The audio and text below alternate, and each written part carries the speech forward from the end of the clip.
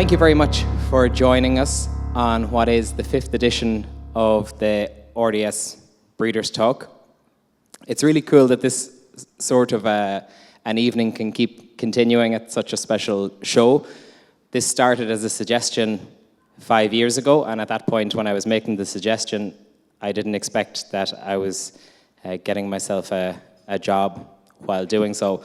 But it's been 5 years of really enjoyable conversations that so many breeders, owners, producers get to enjoy every year, both those attending the show, but obviously then we're recording this conversation so that we can make it available around the world. So in addition to thanking you guys for being here, I'd also like to thank the RDS team and the extended team, the amount of different people that we've interacted with while putting this evening together. It's amazing how many different people play a role on this. I am very grateful to have our new sponsors for 2026, Next Gen Professionals, on board. I think it's not just exciting for a night like tonight. I think you're in for a bit of a treat in terms of some of the conversations and announcements that are going to come both today, but I do hope that you'll follow all that NGP do, because I think they can really do some exciting things for the sport. We have Joanna Speed at the back, who is putting an incredible amount of work into the NGP programs behind the scenes and has flown in just to be with us for this evening. So very grateful for you giving up your time. And also to the three speakers that have agreed to do this. I know it's not everybody's cup of tea to public speak, but I'm really happy that you guys have agreed to be with us. We have Christophe de Brabander from Stal de Muze is going to be joining me on stage first, followed by Henry Beeby from Goffs, followed by Canadian rider and NGP board member Kyle Timm. After the third conversation with Kyle, I'm going to invite everyone back on stage where you guys will get an opportunity to ask questions. As always, I do hope that you won't be shy and you won't go home with an unanswered question. So, to get us started, can you please put your hands together for Christophe de Brabander while we invite him to join us on stage.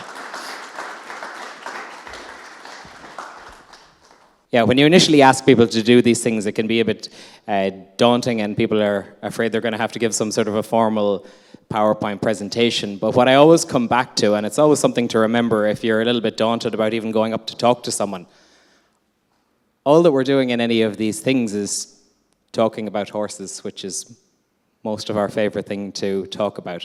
So whether you see someone here tonight on stage or in the room that you'd like to have a chat with, or whether it's around the show at the weekends, just remember that it's a lot less scary when you just remind yourself that we're all just here to chat horses. The addition of Christophe as our first speaker, I think, is very fitting to, I guess, a lot of the theme and the sponsors that we have this year in terms of Next Gen Professionals. Christophe comes from a family and a stud farm that has been one of the most influential breeding programs and stud farms in, I was going to say Europe, but in the world in reality. And I think it's in a very interesting place at the moment, because you and your siblings are really very much the next generation and a new wave of youth and enthusiasm coming through. But what I was curious to know is, what was your experience like? You've been born into this successful stud farm that's been put together by your parents. What was that experience like growing up in a stud farm like that? But I'd be really interested to know, what was the moment where you realized the farm that you called home was not normal, that there was something special or different about it? That's already a very good question to start with. I think we normalize it, as the siblings and I, we normalize it, everything quite a lot. For example, the first horse we every day saw when we were coming out of the kitchen was Nabab, and everyone was talking already about him, but for us it was just part of the family, so everyone always came to to have a look and say, oh, and they were all a little bit flabbergasted to see such a special stallion. But for us, it was a little bit like too normal. And then I would say the moment it really clicked in for me personally was Kentucky, the World Championship with Vigo. Also because it was I was 15 years old by that time. We were also following Philippe and Vigo around Europe, and we didn't expect what was going to happen. And then afterwards, it was actually a special moment that we cherish still. I think that was the moment for me, it really clicked in, like something special is going on. Although I have to say before, I was not really into the horses. I followed it a bit around, but I was playing soccer. Our parents didn't put pressure on us. We couldn't do what we want to. We didn't need to become a vet, which eventually happened. So on the long term, it all worked. On the short term, we did a bit what we love to do, but there was no need to be like a horse man or a horse kid by the time. Because in a conversation that we had recently, and when we were discussing trying to encourage you to come and participate in this evening, it was around that conversation that, like, it is very easy for any of us to take what we have for granted, but to somebody else it's like special or their dream or incredible. And obviously what you were growing up in was such a high level, but I guess that moment with Vigo probably also brought a lot of, while it was an incredible achievement internally for the team and the family, I would imagine it brought an incredible amount of outside like attention in equestrian media and people's interest in coming and visiting and learning more. I have to say, for me, I didn't really have big problems to say with that, or no, it's not really problems of the wrong word, but it's not that afterwards we had more visitors or clients, or not especially for me. Afterwards, of course, when Vigo came back after sport for the breeding side, then you saw it was a bit more getting busy with shipping out the semen. By that time, we were not allowed to ship it out abroad, just only doing in Belgium. But then surely you could reflect it back in the numbers that there was more demand for the stallions and everything. But during the same time, it was not just him. We needed to find other ones. We were then lucky to have Bamako and Elvis with my sister, who was at a young age, starting to produce up to the 3-star levels, up to 5-star levels. She did her first steps into it. So that was a bit everything together, coming together in a nice pathway, I'd say. It's interesting to hear there was no pressure on you to get involved in the horse world.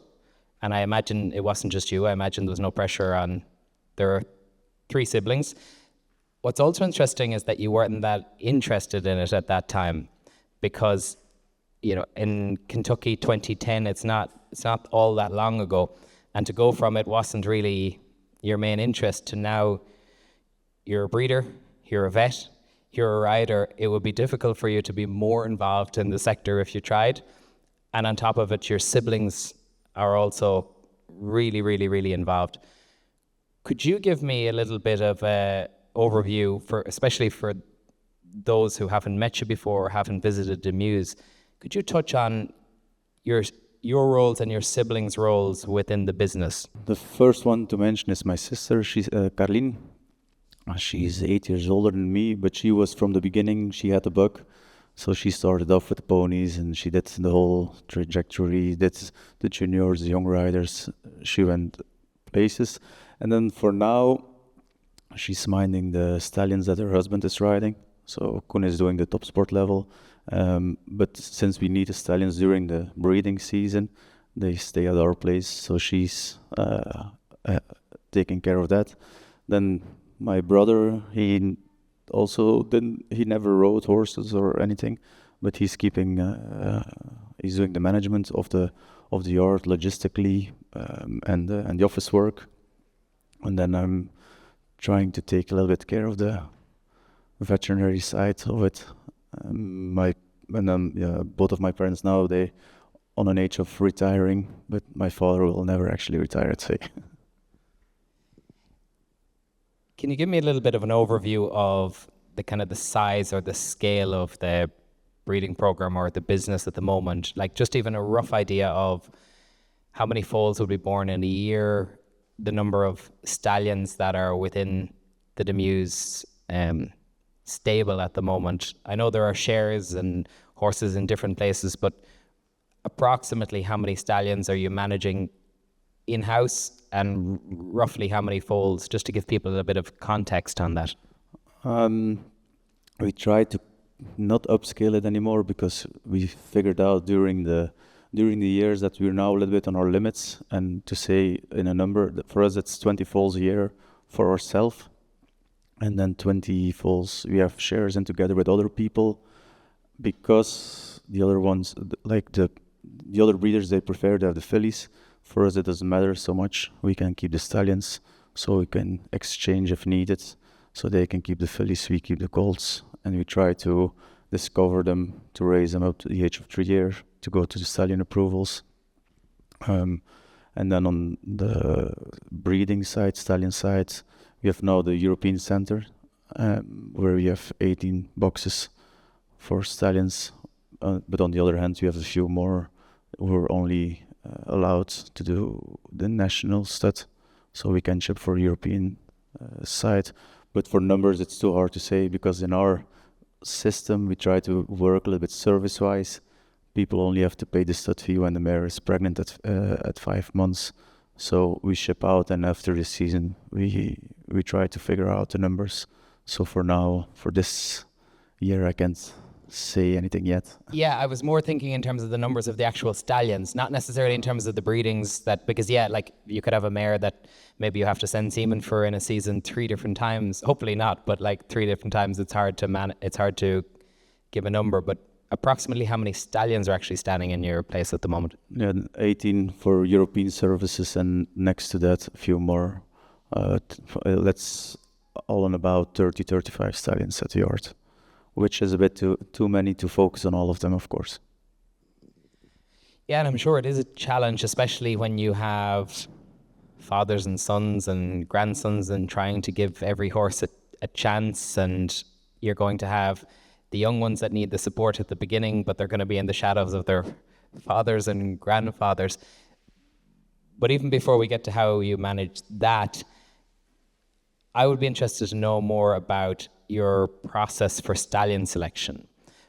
When do you really feel that you start making the decisions on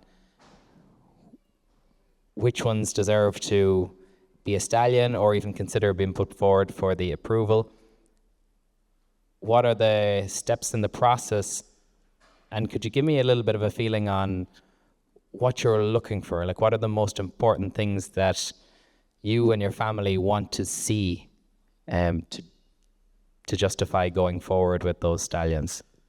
The good thing is, like in our system, we don't try to buy them. So we try to give every foal that's been born at our yard the chance to develop on how they become. And along the way, we try to discover them. So it's very hard to pinpoint a moment to say at that age they have to be there. Some horses need a little bit more time. But on the other hand, as a foal, you already can see this is a stallion type, this won't be a stallion type. So in the back of your head, you already start to make a plan, which one you mind a little bit more to say than the other ones. But on the other hand, they all deserve the same chances.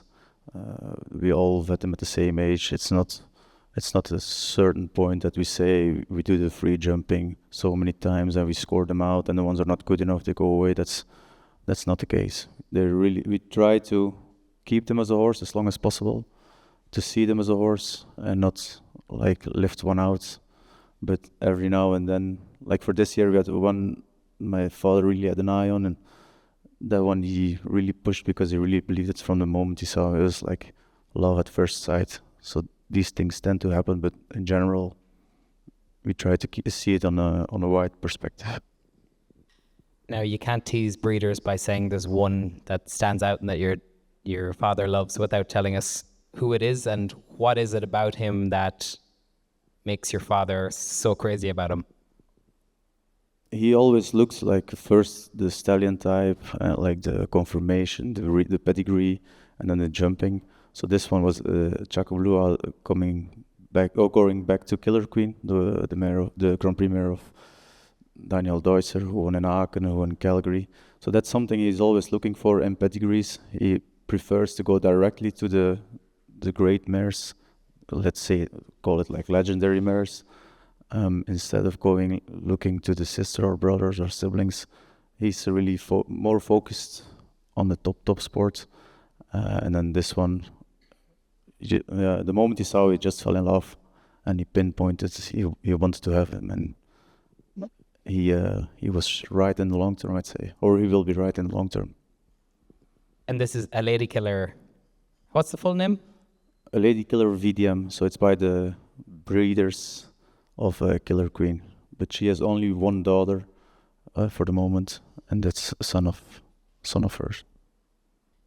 Do you find in your other role as a reproduction vet, do you find much difference in, obviously you're having to manage a lot of different mares, you're having to probably process and manage a lot of the stallion semen.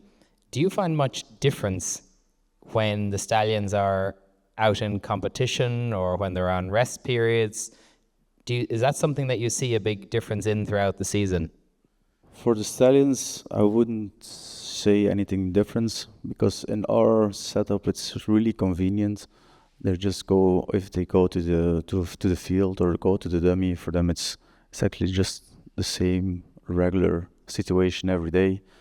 But I can assume if you just have one stallion at the yard and you have to load them every day, drive back to another place to take the semen from a stallion, that you will have, surely you will have behavior changes. That's not something we see for the moment.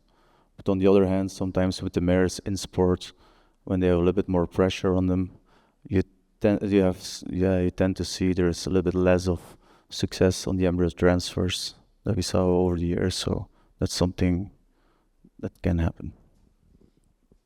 Because that was something that I wondered about, especially when in your breeding program there has been such a focus on breeding directly from special sport mares. Are there, like, what decisions do you have to make to try and improve your chances of that? If you have mares that are out in the sport, do you do that at particular times, time it when they're on breaks?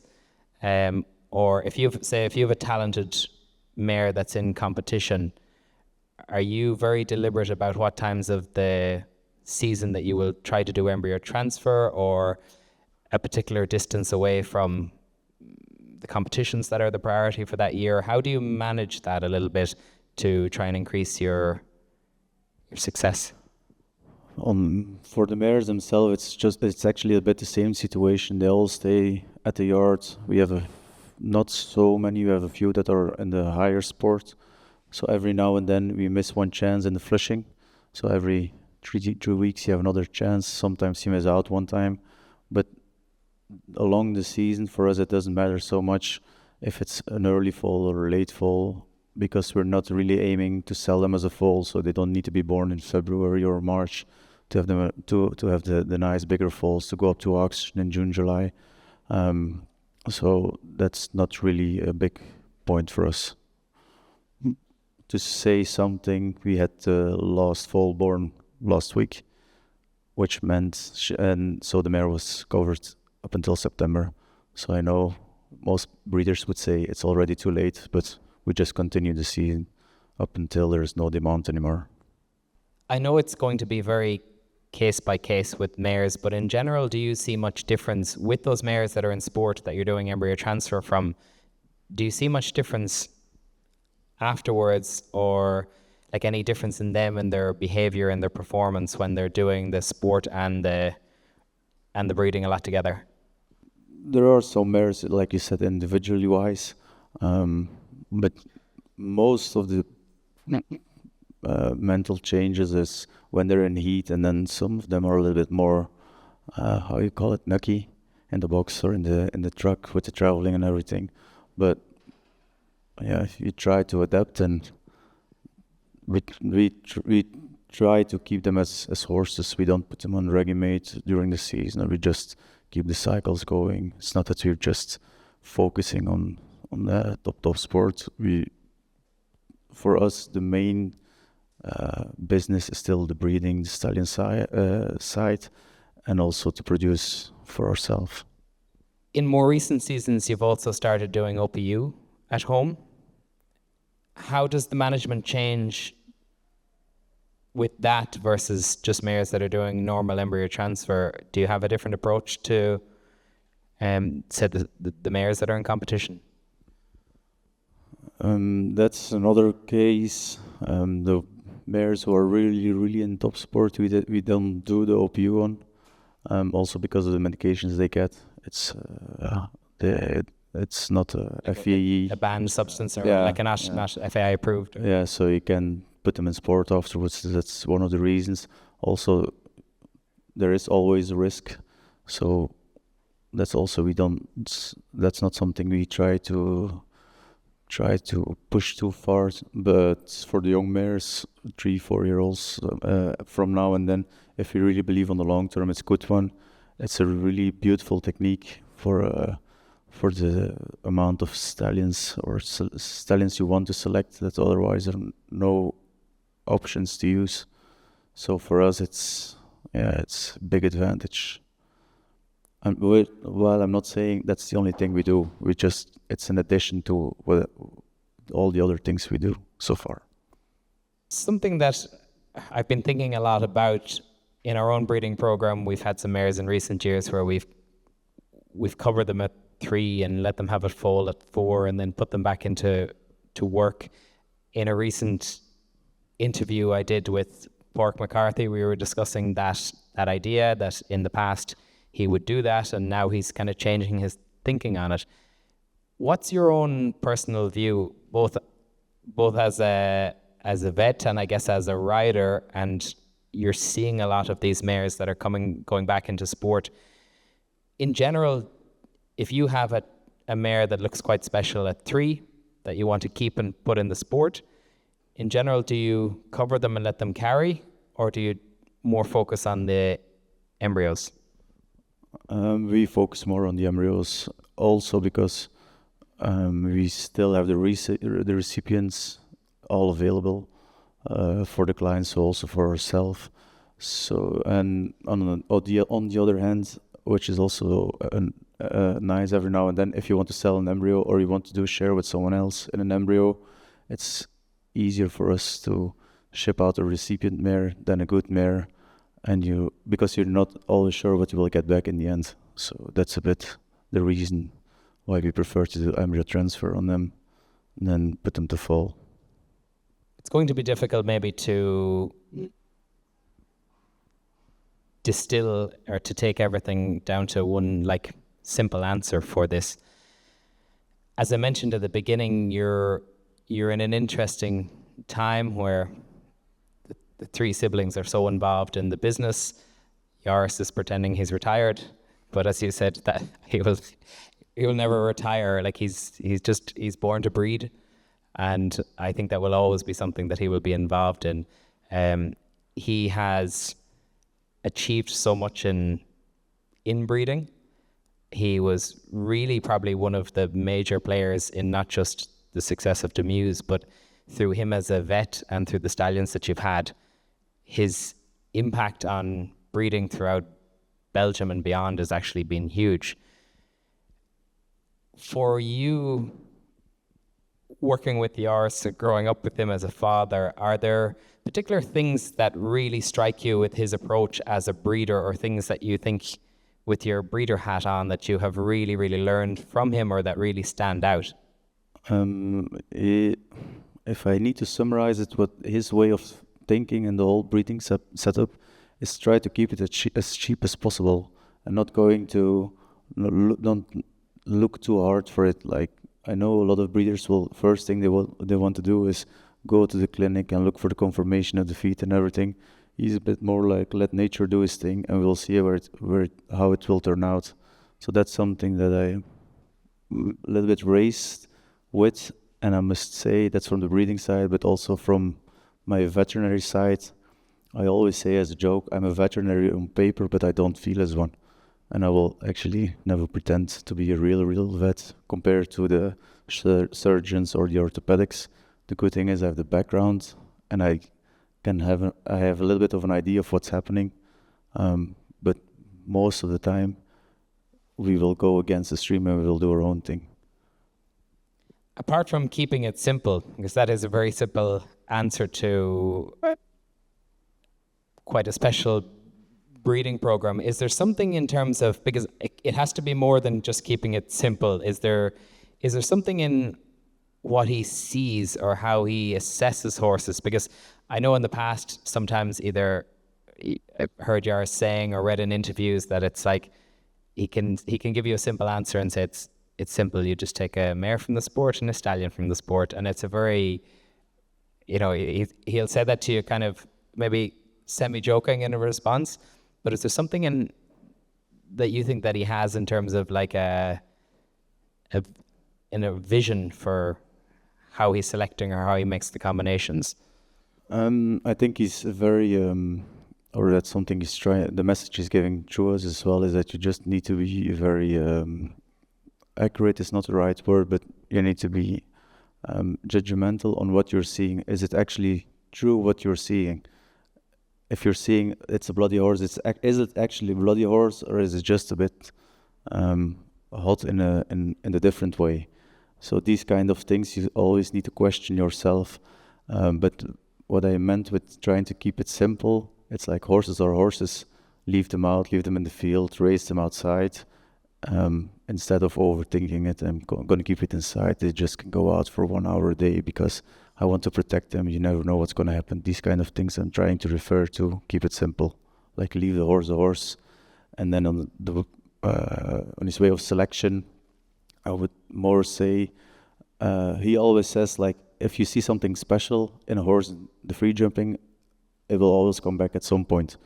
But you need to be able to see it as well. You need to give them the opportunities. You need to jump them at some point. You need to see them moving, how they are, the movements they are, the gallop, the canter, everything in consideration for the longer term. That's something you need to keep in the back of your mind, and then not just on one time you're gonna judge them. Just give them multiple times, and they need to have time to prove themselves, because they also deserve the time to prove themselves as well. You mentioned something that made me think of something that Yaris said to us on a visit to your farm a few years ago. And I think we had just been maybe at the Young Horse World Championships in Zangerscheid, or we had just been at a big competition. We were talking about a lot of the horses, maybe things being a bit extreme and things like that. And he just said a line that has stuck in my head since, and it's really simple, but it's about the questioning things and the observing, where he said there's no such thing as a flying horse. In terms of, you go to these stallion shows and everything's so impressive and horses are flying, but it's to really question that in terms of what you're seeing. Is it real? And it's something that just has stuck in my mind for the few years since. Yeah, I think what we're trying to refer to, but it's not. It's easy to jump a small fence, but what we will see tomorrow is a different sport as free jumping at the age of 3 years old. So you just need to take it in mind that will it be actually able to jump it afterwards? If you go and do a reckon in the Grand Prix of Aachen or Grand Prix tomorrow, it's a completely different sport. Mindset is something you also. Yeah, it's more important, and I think people are realizing more and more these days that's what really matter. They can jump a big fence, but if they don't have the mind or don't have the heart for it, it stops at some point. So that's what I think it's trying to refer to. In terms of mindset or mentality, again, this was when you interview successful riders, it's something that comes up over and over again in terms of the success of their greatest horses. It's usually not down to their athletic ability. Maybe it's obvious that they have to have a certain amount of athletic ability to get there, but the things that come to their mind first are usually around that mentality or the rideability, but often that mentality piece. And again, on a different visit, I remember asking Joris about which horse consistently gives the best mentality. And even though you have a lot of stallions there, his answer was very immediate. How can we I'm curious to see, will you give the same answer? That's why I'm not telling the name of the stallion just yet.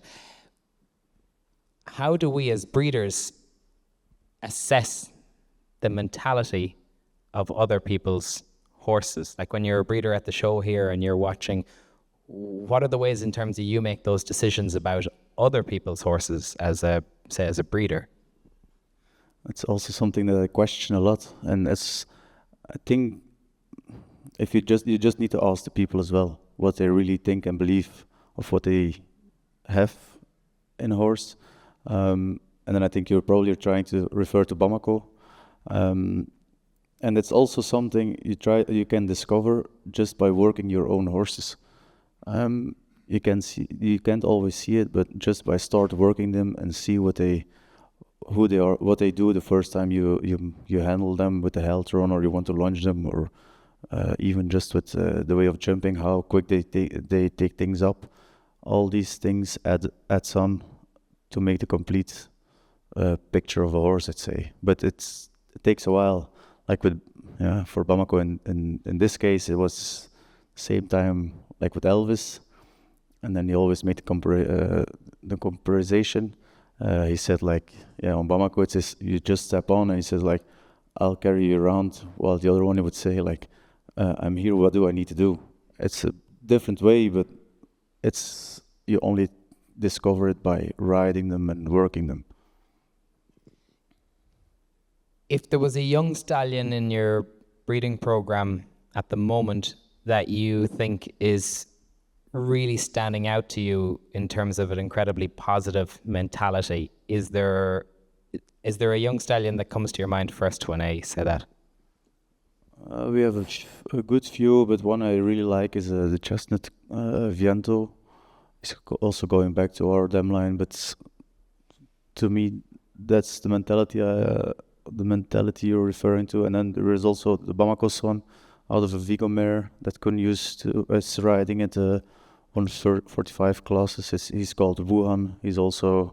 It's just a lovely horse. You see him in the blink of an eye, you fall in love with him, and it's just nice to start working with him. So everything considered, these kind of things are important to us as well. It needs to be a pleasure to work with a horse, and it can be a punishment for a rider nor for the horse itself. Will you just give me that name slowly again, because the Irish picking up on the Belgian accents mightn't be that easy. And the last one I was saying is Wuhan de la Linière. It's actually spell the first part. Wuhan, like where the coronavirus was started. Okay, that'll help us remember it. Okay, thank you. Lastly, I like to finish each interview, as you may already know, by getting a little bit of advice for the next generation. And even though you are part of that next generation, and you're as a breeder, you're still on the younger side of being a breeder. But from your experience and the experience of those who have been very successful around you, what piece of advice would you offer to breeders to help them achieve success in their own breeding programs going forward? Just be honest with yourself and what you see in a horse, and don't try to push them too hard. Just give them the time they need. And also as a breeder yourself, it's something what I'm trying to do right now, is look across the fence. So go and look and talk with other people. Like very recently, for some reason, I really love the way how they are working in the racing, the thoroughbred racing and the flat hunt and the hunting racing. So that's something like you can be blind. It's also something that exists in the horses. So just ask people and start to discover the world. There is just much more than just a jumping horse. They have the same knowledge, they have the same problems, and they have the same solutions. Perfect. Thank you very much. Can you please put your hands together for Christophe de Brabander? This wasn't planned as such, but Christophe has unknowingly perfectly teed up my next speaker in terms of that curiosity to looking to the thoroughbred world. It was something that I share, and I would do the same in terms of breeding programs or the professionalism in terms of how the thoroughbred world does what it does and what we could learn from them. So to help us do that, can you please put your hands together for Henry Beeby, the CEO of Goffs.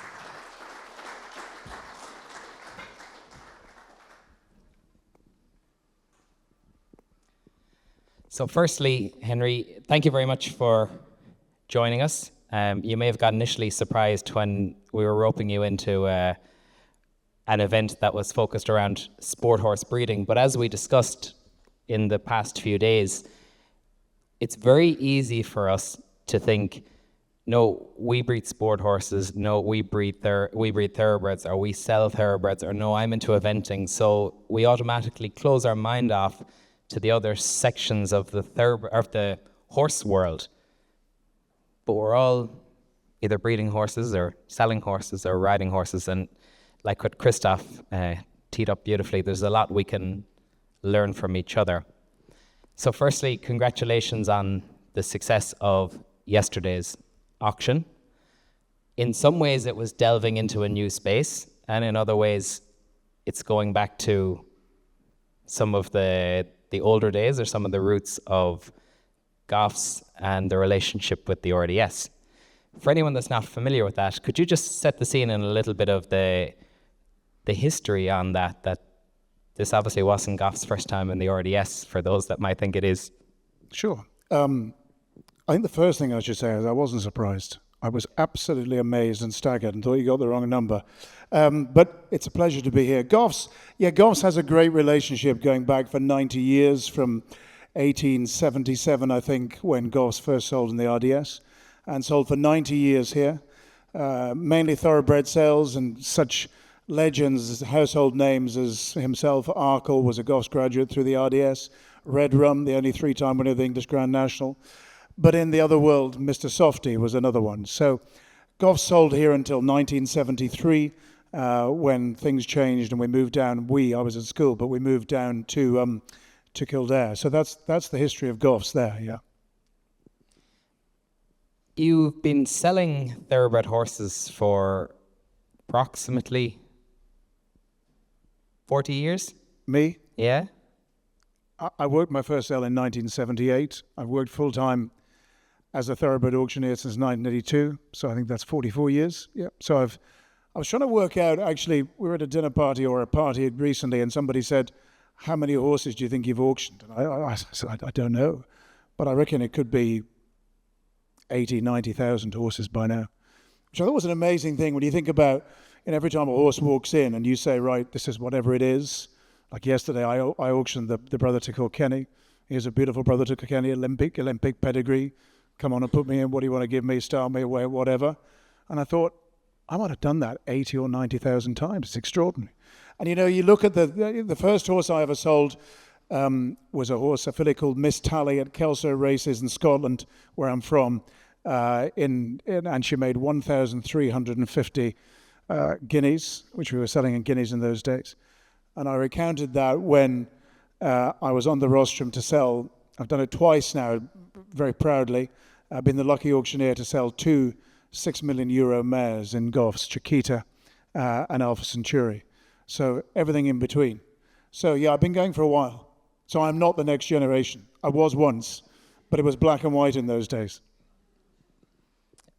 There's some incredible numbers. Something that I read as well is you made reference previously to the fact that in an interview, and maybe last year, where you've never actually sold a horse of your own, as in your life or in your career, and that because once you start to do so, there's a conflict.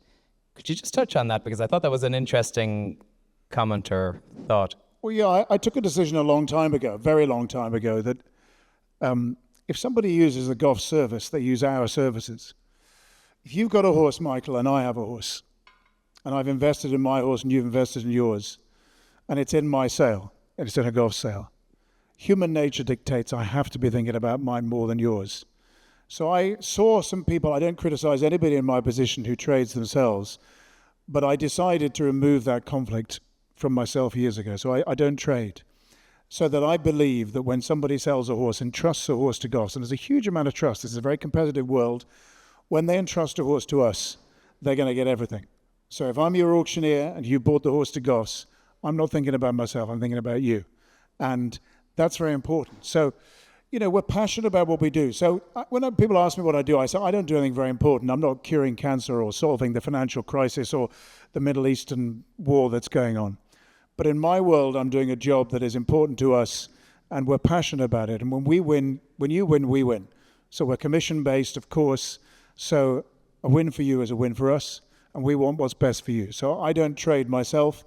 My dad did, and I saw him sort of get tied up in knots a couple of times back in the 70s, and I thought, I don't need that. So I want all my focus, 100% of it, to be on the people who are using the services we're providing. I've seen a number of different interviews, pieces to camera that you've done, or you auctioneering live and things like that, or even in the few chats we've had as we've bumped into each other during the week. You're a phenomenal communicator. Is that something that came naturally to you, or is that something that, I know people say practice, but is it something that you took deliberate steps to work on, either personally or specifically for your role? Because I haven't seen a situation yet where you didn't know what to say. Lord, it might be fast coming, next 10 minutes. No, I suppose, I joke with people, put me in a room and give me a microphone and, what do you think's going to happen? So I talk, I like to talk. That's what I do. We talk about being in the horse business, whether it's the thoroughbred business or the sports business. We're not in the horse business at all. We're in the people business. And we happen to be dealing in something in which we love. So what have we all got in common in this room? We love horses. I love racehorses. I get excited by going to, I'm going to the Curragh tomorrow. I won't be here tomorrow, I'm going to the Curragh. There's a Group 1 race. Some of the horses have passed under our gavel. I want to see them win. I get to go to Royal Ascot. I get to go to Punchestown. I get to go to Cheltenham. I get to go to the Irish Derby. We all share that. But so I like to communicate that to people. But I would say this. I would say that a colleague of mine once said, there's an old adage, spontaneity is best prepared. So if I know that I'm going to be talking about something in particular, not this because I didn't know what you're going to ask me, but if I know, I try and think about what the opening line is, because I think if you start well, as you alluded to earlier, it relaxes the person speaking and it relaxes the people listening. So, if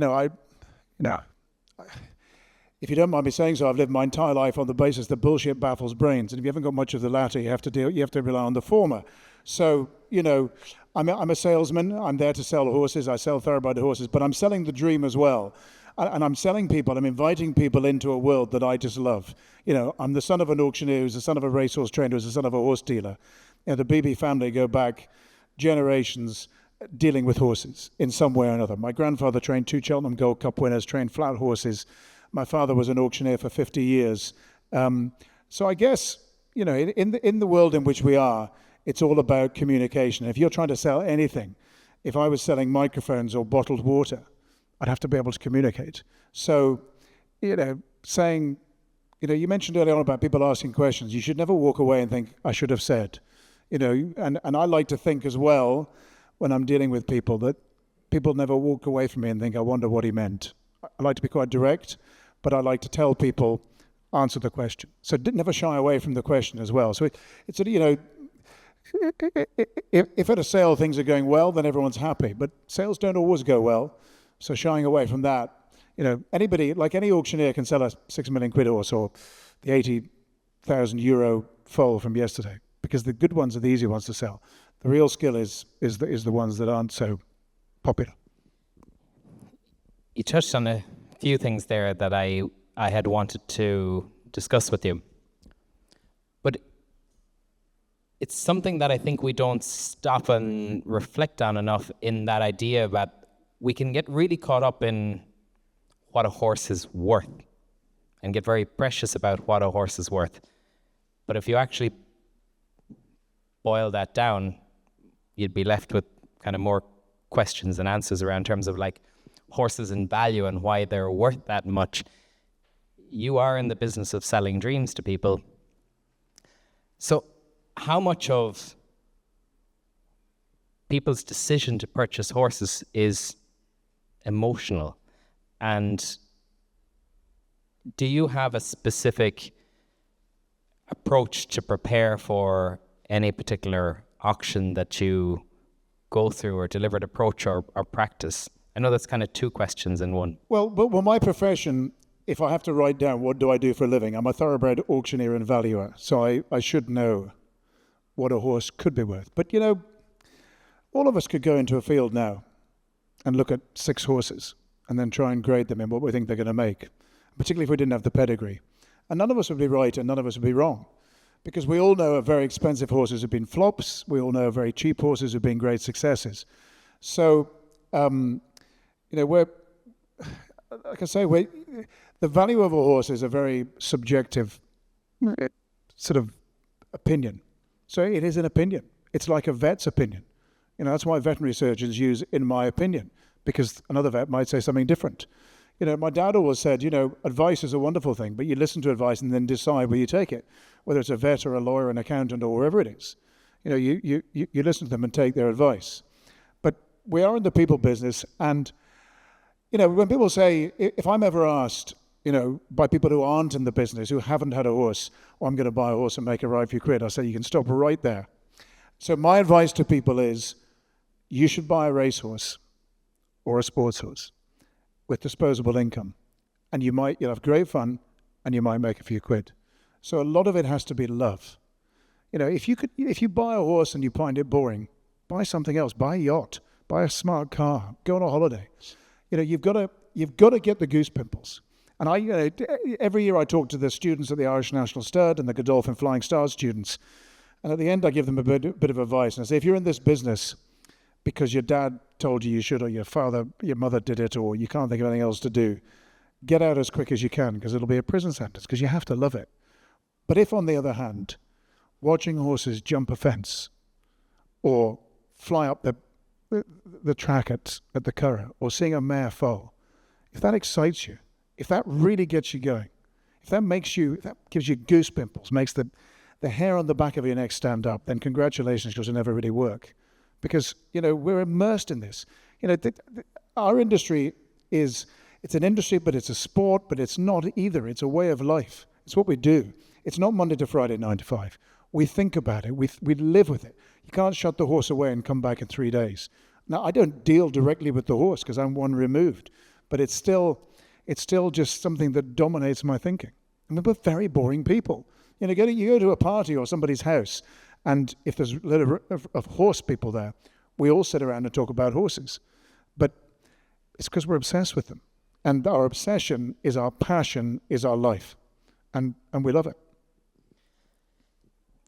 The challenge and the skill, though, is you have a very small window of opportunity to communicate that excitement and sell the dream to the collection of prospective buyers that are going to be around a sales ring. So how do you feel you achieve that?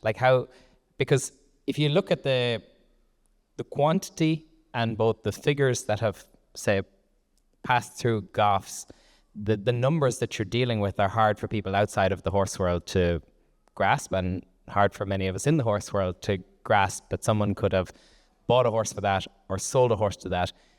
You have a short window to communicate that excitement. How do you approach that?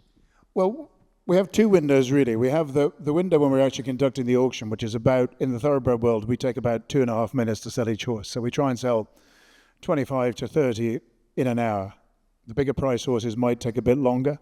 But, you know, the most common complaint we get from our clients is you take too long, but then every vendor says, give me plenty of time.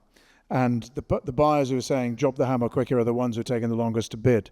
So we've got the 2.5 minutes to convey the excitement of that particular horse at that particular time. But we produce our sales catalogues either weeks or a couple of months, depending on the category, before, and then we set about our marketing. Marketing used to be, you place an advert in the Racing Post and the Irish Field.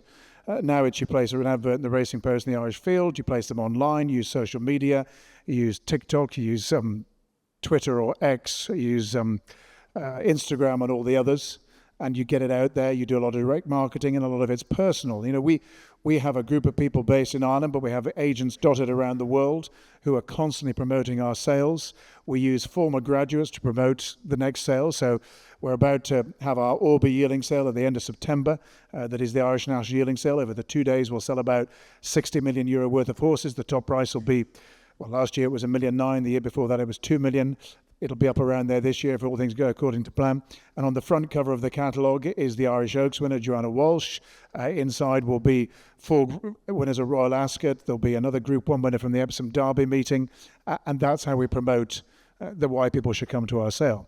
But then if you want to take a step back from that and get on into how we promote the excitement of the whole thing, it's just personal interaction. You know, how do people get involved? They go racing for the first time in my world. And they go racing, and whether they go flat racing or jump racing, and they might have a bet, or they might just the thrill of the excitement. I mean, the majesty of the thoroughbred and the non-thoroughbred horse. You know, I think they're amazing. I mean, I don't know how many people here have been down to the Irish National Stud. If you haven't been, go to their I think they call it the Heritage Building, and what they've done there is start from scratch and show how a thoroughbred is put together. And you see a human heart and a horse's heart. You see this lung capacity, and you see how they go through. It's absolutely fascinating, even to somebody who's been immersed in the business all one's life. But I've taken people there who have never didn't know anything, and they couldn't believe it. I mean, they're amazing animals, horses. I don't have to tell anybody here that, but that's why we love them, and that's why it excites us, and so that's why we love to share. So when I do go to places where there are people who aren't involved in our business, and they're saying, what do you do? Well, they just sit back because I want to tell them. And I want to tell them why they should get involved. And they may know nothing. They may have one bet a year, probably rather stupidly on the Grand National, which is probably the silliest place to have a bet because it's such a lottery. But that may be their introduction. Something we touched on when we met the first day a few days ago was around the idea of trust. And it's something that really interests me because we are in an industry where people are making very significant decisions and purchases, and you need to be in a situation where you trust to be able to do that. Yet we're in a situation where in the industry it often feels like there's such a lack of trust. So as individuals or as auction houses, how in your opinion do we best build that trust? Well, for my part, it goes back to one of the reasons I don't trade, because we have one thing. As auctioneers, we have one thing: integrity. And if integrity takes a career or years to build up and one stupid decision to lose, because once you've lost somebody's trust, it's far harder to get it back than it was to get it in the first place. So in my world, we live in a very transparent world. And in the 44 odd years that I've been involved, the world has become more and more transparent. So, when I started, we didn't have the internet, we didn't have mobile phones, but every single deal we do, every single trade we make is recorded. We have the press at our sales watching everything. We put it on our website in real time. It's uploaded the whole time. Our sales are covered online. But it is all about trust and integrity. And there is always a lot of rumor and innuendo. Dick Francis made a living out of writing books about racing being full of skullduggery. And, but things have changed and got better as things have gone, as the world has evolved and time has moved on. And it's a question of what used to be acceptable is no longer acceptable. So when I was a lad, when I learned to drive, when I passed my driving test in 1982 or whenever it was, a lot of people would go to the pub and have 3 or 4 pints and drive home and think nothing of it. And if you got pulled over and stopped and got into trouble, people would say, it's bad luck. Pulled over for drink driving now, everyone would say, that's disgraceful. Years and years ago in Victoria times, children used to get stuck up chimneys. They don't do that anymore. Seat belts. So things have changed and things have become, things have evolved to try and make it better and safer in all walks of life. We have a code of practice that we've been actively involved in developing and updating, and it is a meaningful code about what is and what isn't acceptable behavior. It's got teeth. We've full on took on the perception of luck money, and when luck money is acceptable and when it isn't acceptable. And just to clarify, when is it acceptable? Is when it was given and not asked for as a thank you for buying the horse. What isn't acceptable is doing a deal and cutting out the ultimate owner. But you don't need a code of practice to say that's wrong. That's fraud. That's against the law. So I hear a lot of, oh, I know what goes on. All I can tell you from an auction house's point of view, if somebody sells a horse with us, we knock it down, we process it, we send out the invoice to the buyer with the charges on it, the commission charge, and then we collect the money from the buyer and we send it to the vendor, taking the commission as well. So, but I think it also goes back to personal judgment. So I'm not a car mechanic. I know nothing about cars other than I have one and drive it. If my car makes a funny noise and I take it into the mechanic and he says, yes, just one little bolt's gone, it'll cost you 45 quid, kick on. But if he says, your car's now going to need a new engine, I make a decision of whether I trust him or not. And I think it's the same dealing in horses. You develop personal relationships with people and you judge people on their results. So in my world, you've got bloodstock agents and trainers are coming to buy horses, and you've got breeders and pinhookers selling the horses to those people. So the breeders and the pinhookers need to constantly be producing good horses and demonstrating that they were clear and open with their potential purchasers. And the agent buying for a principal or a trainer buying for an owner has to demonstrate that they've put their interests ahead of theirs, and then they've delivered by buying a horse that hopefully goes on to be successful. But, a man called Justin Felice was given a job by the BHA about 7 or 8, it might be 10 years ago, to look into the buying and selling of racehorses in the United Kingdom. And he was an ex-policeman, and he came back and he said he concluded that there were 5% bad apples in the bloodstock world. Now, annoyingly, some of the press ran with that, and it was on the front page, bad apples, when they could have run and said, bloodstock industry gets 95% approval rating. But that spawned the latest edition of the Code of Practice. We were insistent in Goffs, and I was involved directly in it, in making that Anglo-Irish, because it's an Anglo-Irish business. What happens, most of the people who sell with us in Ireland sell in England too, and most of the buyers who buy in England come to Ireland as well. So things are evolving. There will always be people trying to get an unfair advantage in all walks of life. So we just say, you can only conduct yourself as you know best and to your best of your ability. And we're very proud of our record. We have some demanding shareholders who demand the highest standards. We demand the highest standards that people work with us, and we work to the highest standards. How do you manage, for those that, again, we're going back to that idea of a lot of what goes into a purchase can be emotional. How do you manage situations where somebody maybe let that emotion get too much and bought something and then is having a bit of buyer's remorse afterwards? Is that something that your team ever has to deal with? And how does a person manage that? Well, the answer to the second question is yes, it is something we have to deal with from time to time. It's rare, though. We're dealing in a pretty professional world. We sold 223 million euro worth of horses last year. They averaged about 45,000, and they range from 1,000 up to, I think last year the top price was 2 million. So there are always going to be people who wonder. But what I would say to somebody who says, look, I think I gave too much, say, you don't know that now. If you buy a yearling or a foal, you're buying potential. So you might have given 10,000 for it, and it might next year be worth many multiples of that. But you might have given 10,000 for it, next year it might be worth nothing.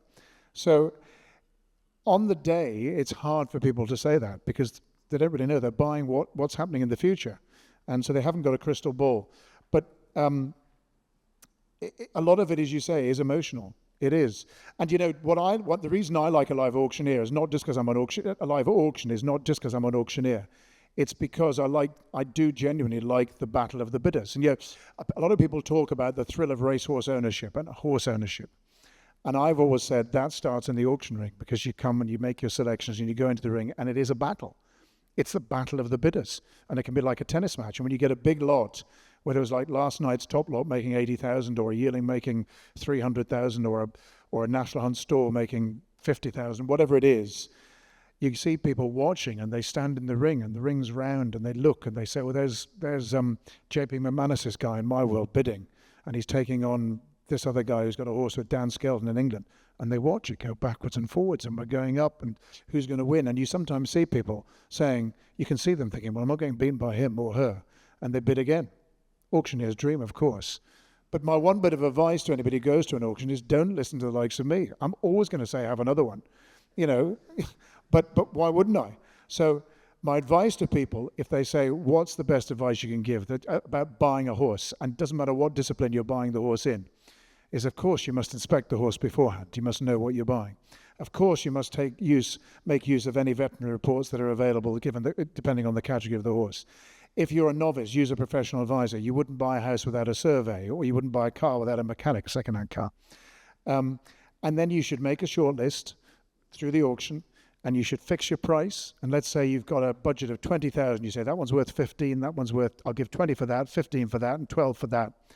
Go in, bid up to that, and then stop. There'll always be another horse going on. Don't listen to the Henry Beebys of this world saying, come on, it's cheap with the money, you'll regret it later if you don't, and, it looks value to me, and, you should have made more, and I thought he'd make more. What a load of cobblers. They're not trade secrets, but, So, we'll always try and make the best of the horse, and we won't. I will tell you one little story that amused me. I was asked yesterday, is this the first time you've sold sports horses? And it isn't. About 25, 30 years ago, I was asked, again for reasons best known to the people who asked me, to go and sell at the British High Performance Sales in Stoneleigh. And I was obviously a lot younger than I am now, because it was 25 years ago, and there was a particular lady who was a certain type of almost stereotypical lady. She was a very traditional English lady who had her horses, and she addressed me as young man through the whole thing, and I called her madam, and that was fine. And I said to her, how much were you hoping for? And she said, well, I think this is a beautiful horse, and I think it should make about £20,000. And I said, okay. So she said, that's the reserve. So I said, okay. So she was allowed to come and stand in the back of the rostrum. So, as you know, everybody knows, under the reserve, the auctioneer will bid to get the horse close to the reserve. We never bid above the reserve. If we've got one bidder, we're bidding on behalf of the vendor. And sometimes we'll just get the momentum going, and we'll take bids to get the momentum going. So there was a few early bids at 3,000 and 4,000, and we got up to, 15,000. Her reserve was 20. And I had nobody. So I was getting ready to drop the hammer and say, not sold. And the person who'd bid me the 14 had stopped. So it was 15, and it was me on behalf of the vendor. And this little voice behind me said, sell. So I flicked the microphone, and I said, I haven't got anybody, and flicked it back on again. Anybody like? Here we go. And I heard this little voice say again, no, sell. So I said, I haven't got anybody. Anyway, I banged the hammer down, not sold. And then, as by chance, it was my turn to step off and another auctioneer. So I stepped off, and the lady looked at me and said, young man, I told you to sell. I said, well, madam, I'm terribly sorry. The last live bid was 14. I had gone 15 because he would then bid 16. I was on the right leg to get you the 20. And she said, but no, you said you had a bid of 15. I said, no, that was me. And she looked at me and said, you mean you were lying? So I said, well, I wouldn't call it lying, but I said, if there is any skill in it, that's it. That's it. Nobody's going to come to Goffs anymore, are they? Except you're honest about it. Look, it's in an auction, it's pacey. You want to get people going. Of course, you want people to be excited.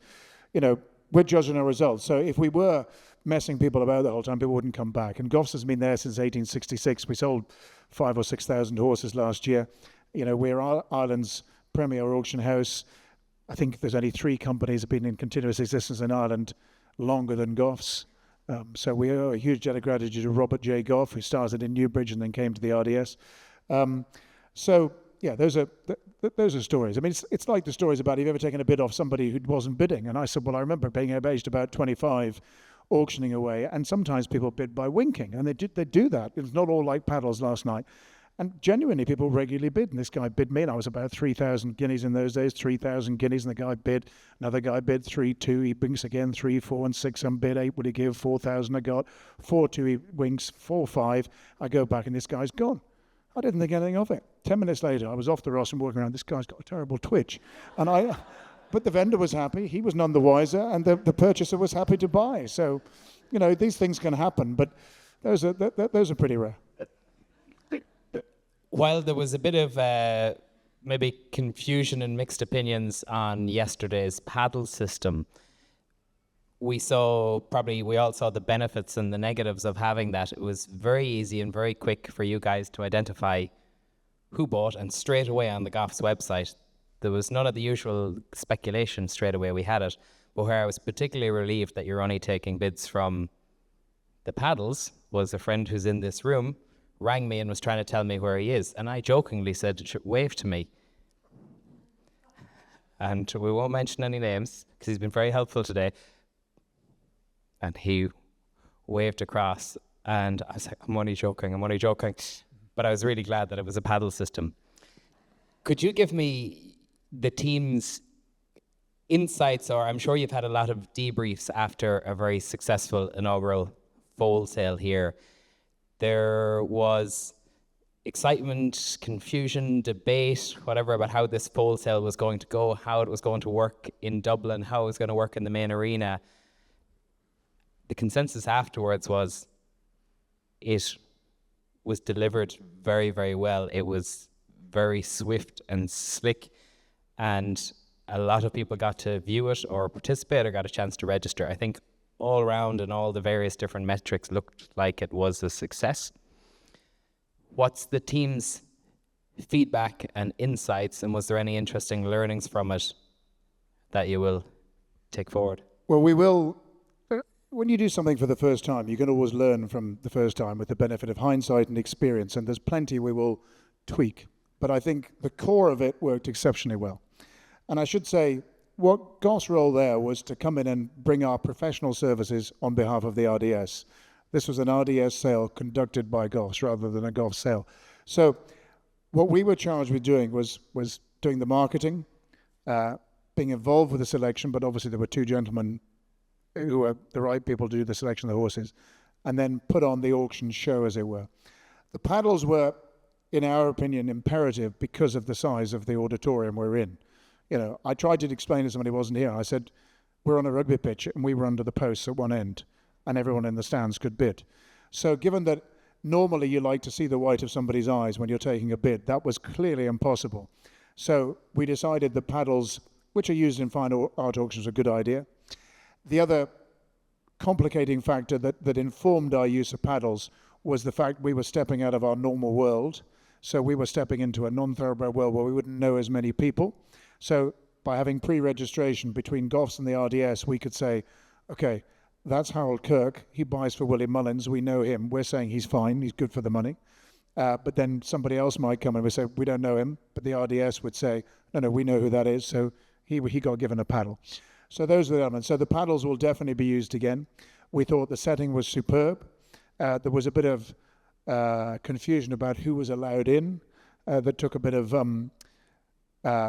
plain speaking about from directors of the RDS to say to the stewards, you did a mighty job, but now everything we told you the last half hour, forget about that, let these people in here where they're not allowed. And it's kind of you to say that we put on a good show. We were happy with the show we put on. The feedback we've had has been overwhelmingly positive. The vendors, no vendor has said they weren't happy. 15 out of the 16 sold, which is a good sign. So a 94% clearance rate, €80,000 top price, which I understand is the highest for the category in Ireland, and an average of over 31,000, which is not quite a record, but certainly a very good first start. So from our point of view, how did we judge what it worked? It worked because nobody bid that we didn't know, because they all had paddles. And our fear was we made it very clear we wouldn't, and to our spotters, if somebody waves at you, you don't take their bid. So you were going to be okay waving to your mate. So were the vendors happy? Yes, they appeared to be. Did the purchasers seem content? Yes, they appeared to be.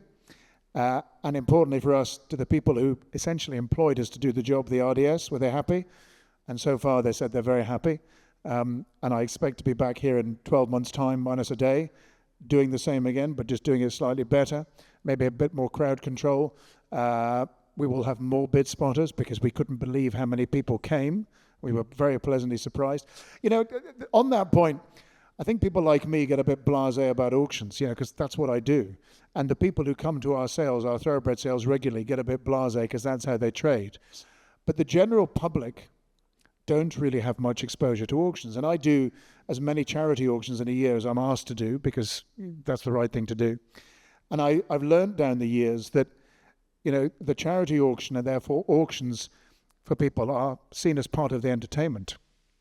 And when you get Nick Nugent and Andrew Nolan and myself and the way we do it, in that we were influenced by, you know, Speed It Up. When I started in the early 80s, thoroughbred auctions were far more in the fine art mold, far slower and deliberate. They were just as good, but they were different. And people like Nick and myself got influenced by auctioneers we saw, particularly. I worked for a year for Fasig-Tipton in New York, Florida, and Kentucky. And actually, I worked there when I was 21, and when I came back, I'd started auctioning when I was 19. And when I came back, I thought, I'm going to sort this. I'm going to revolutionize this industry. I'm going to get in and do a bit of hubbity-ho and all that kind of stuff. And here we go and everything. And I got up at the Doncaster August National Hunt Sale, where the average price was about 1,500 quid in those days. And I sold a run of horses straight off the plane from Kentucky, of about 10 horses. And I was very pleased with myself. I thought I'd done a really good job, and I was very cool. And I was walking around afterwards, and I bumped into this Yorkshire farmer who just looked at me. He says, "Now then, you can cut that crap out for starters." So we've had to slightly modify what we do. But the point is, the show we put on last night was a sale and a show. You know, we recognised that what we wanted, the key thing we wanted to do was deliver for the vendors and do a good job for the purchasers and deliver for the RDS. But we also said what we want to do is we want to put on something that people find entertaining and part of the horse show. So we just had the Nations Cup. We then went on to the 12-2s afterwards, and it was hopefully seamless. I mean, there had been a regimental practice of getting that rostrum wheeled in and put stable, fence across, people in the right place to allow the foal to run loose and then to get it cleared out straight away. So I'm glad you thought it was slick. We were happy, but we will, as ever, we will always, you've never done your best, you can always do better. A reoccurring theme that you hear in relation to Dublin is people standing around that main arena being inspired. Typically you hear it from people talking about their youth, watching the great show jumpers that have passed through it. If there's any young person that was inspired by the auctioneering team, what advice would you offer to someone that wanted to pursue a similar career to yourself? Well, all auctioneers start by bid spotting, which is exactly what it sounds like, spotting bids for auctioneers. So if somebody really wanted to be an auctioneer when they grow up in inverted commas in Goffs, they should ring us and say, "I'd like to come and bid spot." And we're always looking for good. Our bid spotters are normally early 20s and on their way up, and good, young, sharp, on the ball boys and girls, men and women. And so that would be the first step. Then if you really want to be an auctioneer at the same time, you just practice. And I still practice. Before we had air conditioning in cars, there was a lot of people in the summer thought I was a bit strange because I'd pull up at traffic lights with my windows open and I'd be auctioning, and you'd auction things. So you'd be sitting in your car and 20 on bid, 22, 500 bid, now 28, 30 bid, and people are going, "What the hell's he doing? What's he on?" You know, or "I want some of what he's on," whatever. So you practice all the time. I practice in the car and in the shower because your voice resonates, so you haven't got a microphone. And I've been doing it for a long time, as I said earlier, but I still practice because it's all about repetition. So I would say to anybody who wants to be an auctioneer, practice, practice, practice. And when you think you're good enough, tell me or tell Nick. And then we'll say, "Come into a ring." And what we do is we take people into an empty ring and we say, "There's 5 horses. Auction those 5 horses. We'll put 3 people around the ring and you take their bids and we'll see." And you have to learn 2 or 3 things to be an auctioneer. You obviously have to be able to count, which helps. But you have to learn a rhythm. So auctioneering, people think that all auctioneers are good public speakers. They're not necessarily. My father was an exceptional auctioneer, God rest him, obviously influenced me.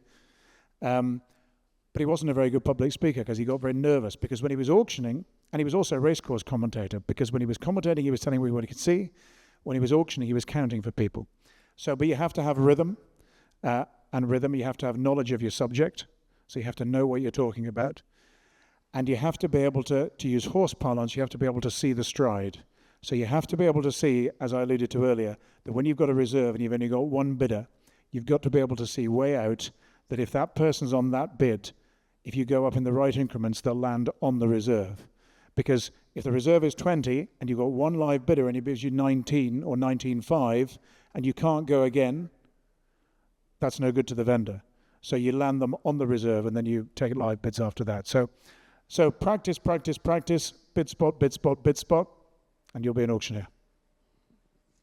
Thank you very much, Henry. Can you please put your hands together for Henry Beeby?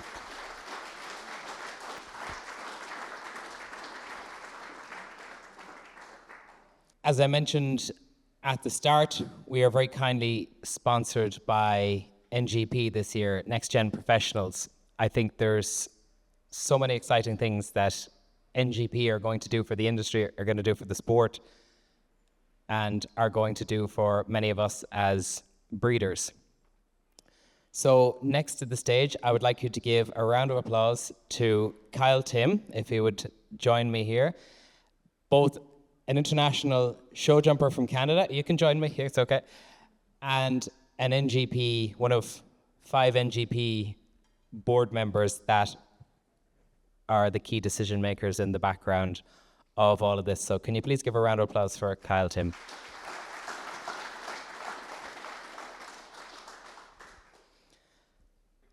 Firstly, congratulations, you've been recently announced on the Canadian squad for the World Championships in Aachen, which is a special moment for any athlete, and you'll be heading off there. It's the week after next, I believe. So congratulations on that. That's a special point in your season and point in your career, I'm sure. In the chat that we had a few days ago, you mentioned the different places that you had worked and different experiences, and there had been even many more and places that you had been based and had learned that I wasn't aware of even in my research. So what I thought could be nice for the conversation is, can you take us back to the earlier days of you deciding or pursuing show jumping and the earlier mentors that would have kind of been the key people who steered you through those earlier years? Yeah, for sure. Unlike my other 2 co-speakers there, I did not come from a horse family, no horse background, no very middle class, living in the middle of a city. So I think I maybe had to chase things a little bit differently than some other people in the world. Canada, we have a select few amazing shows and some incredible riders over the years, but our distance is massive. You're speaking 20 hours driving between shows. And this, I was very fortunate. I grew up in Calgary, which we have Spruce Meadows, about 30 minutes from my house where I grew up.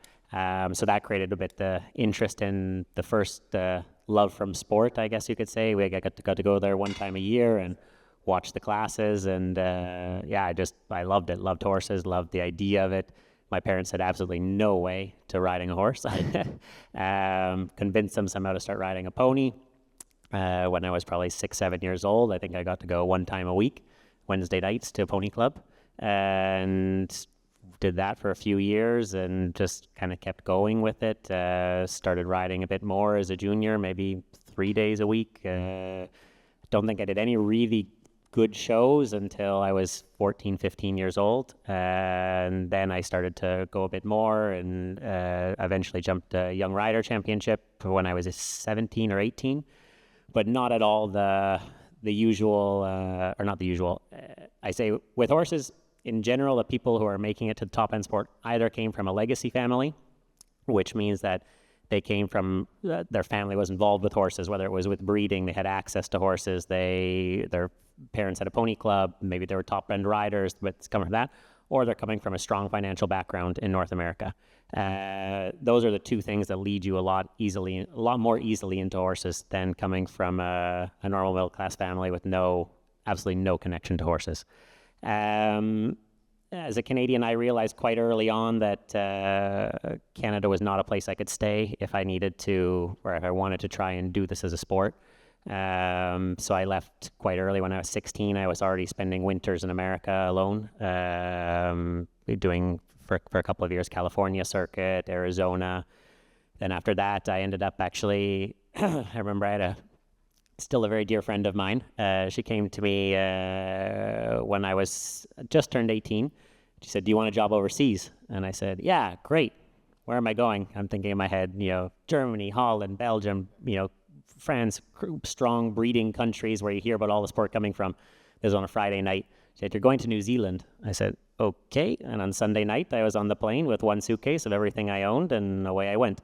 I ended up staying there for 3 years, and that was actually my first introduction to breeding. I worked for a French owner who had gone to New Zealand and was breeding with New Zealand thoroughbred mares with a French stallion that he'd imported to New Zealand.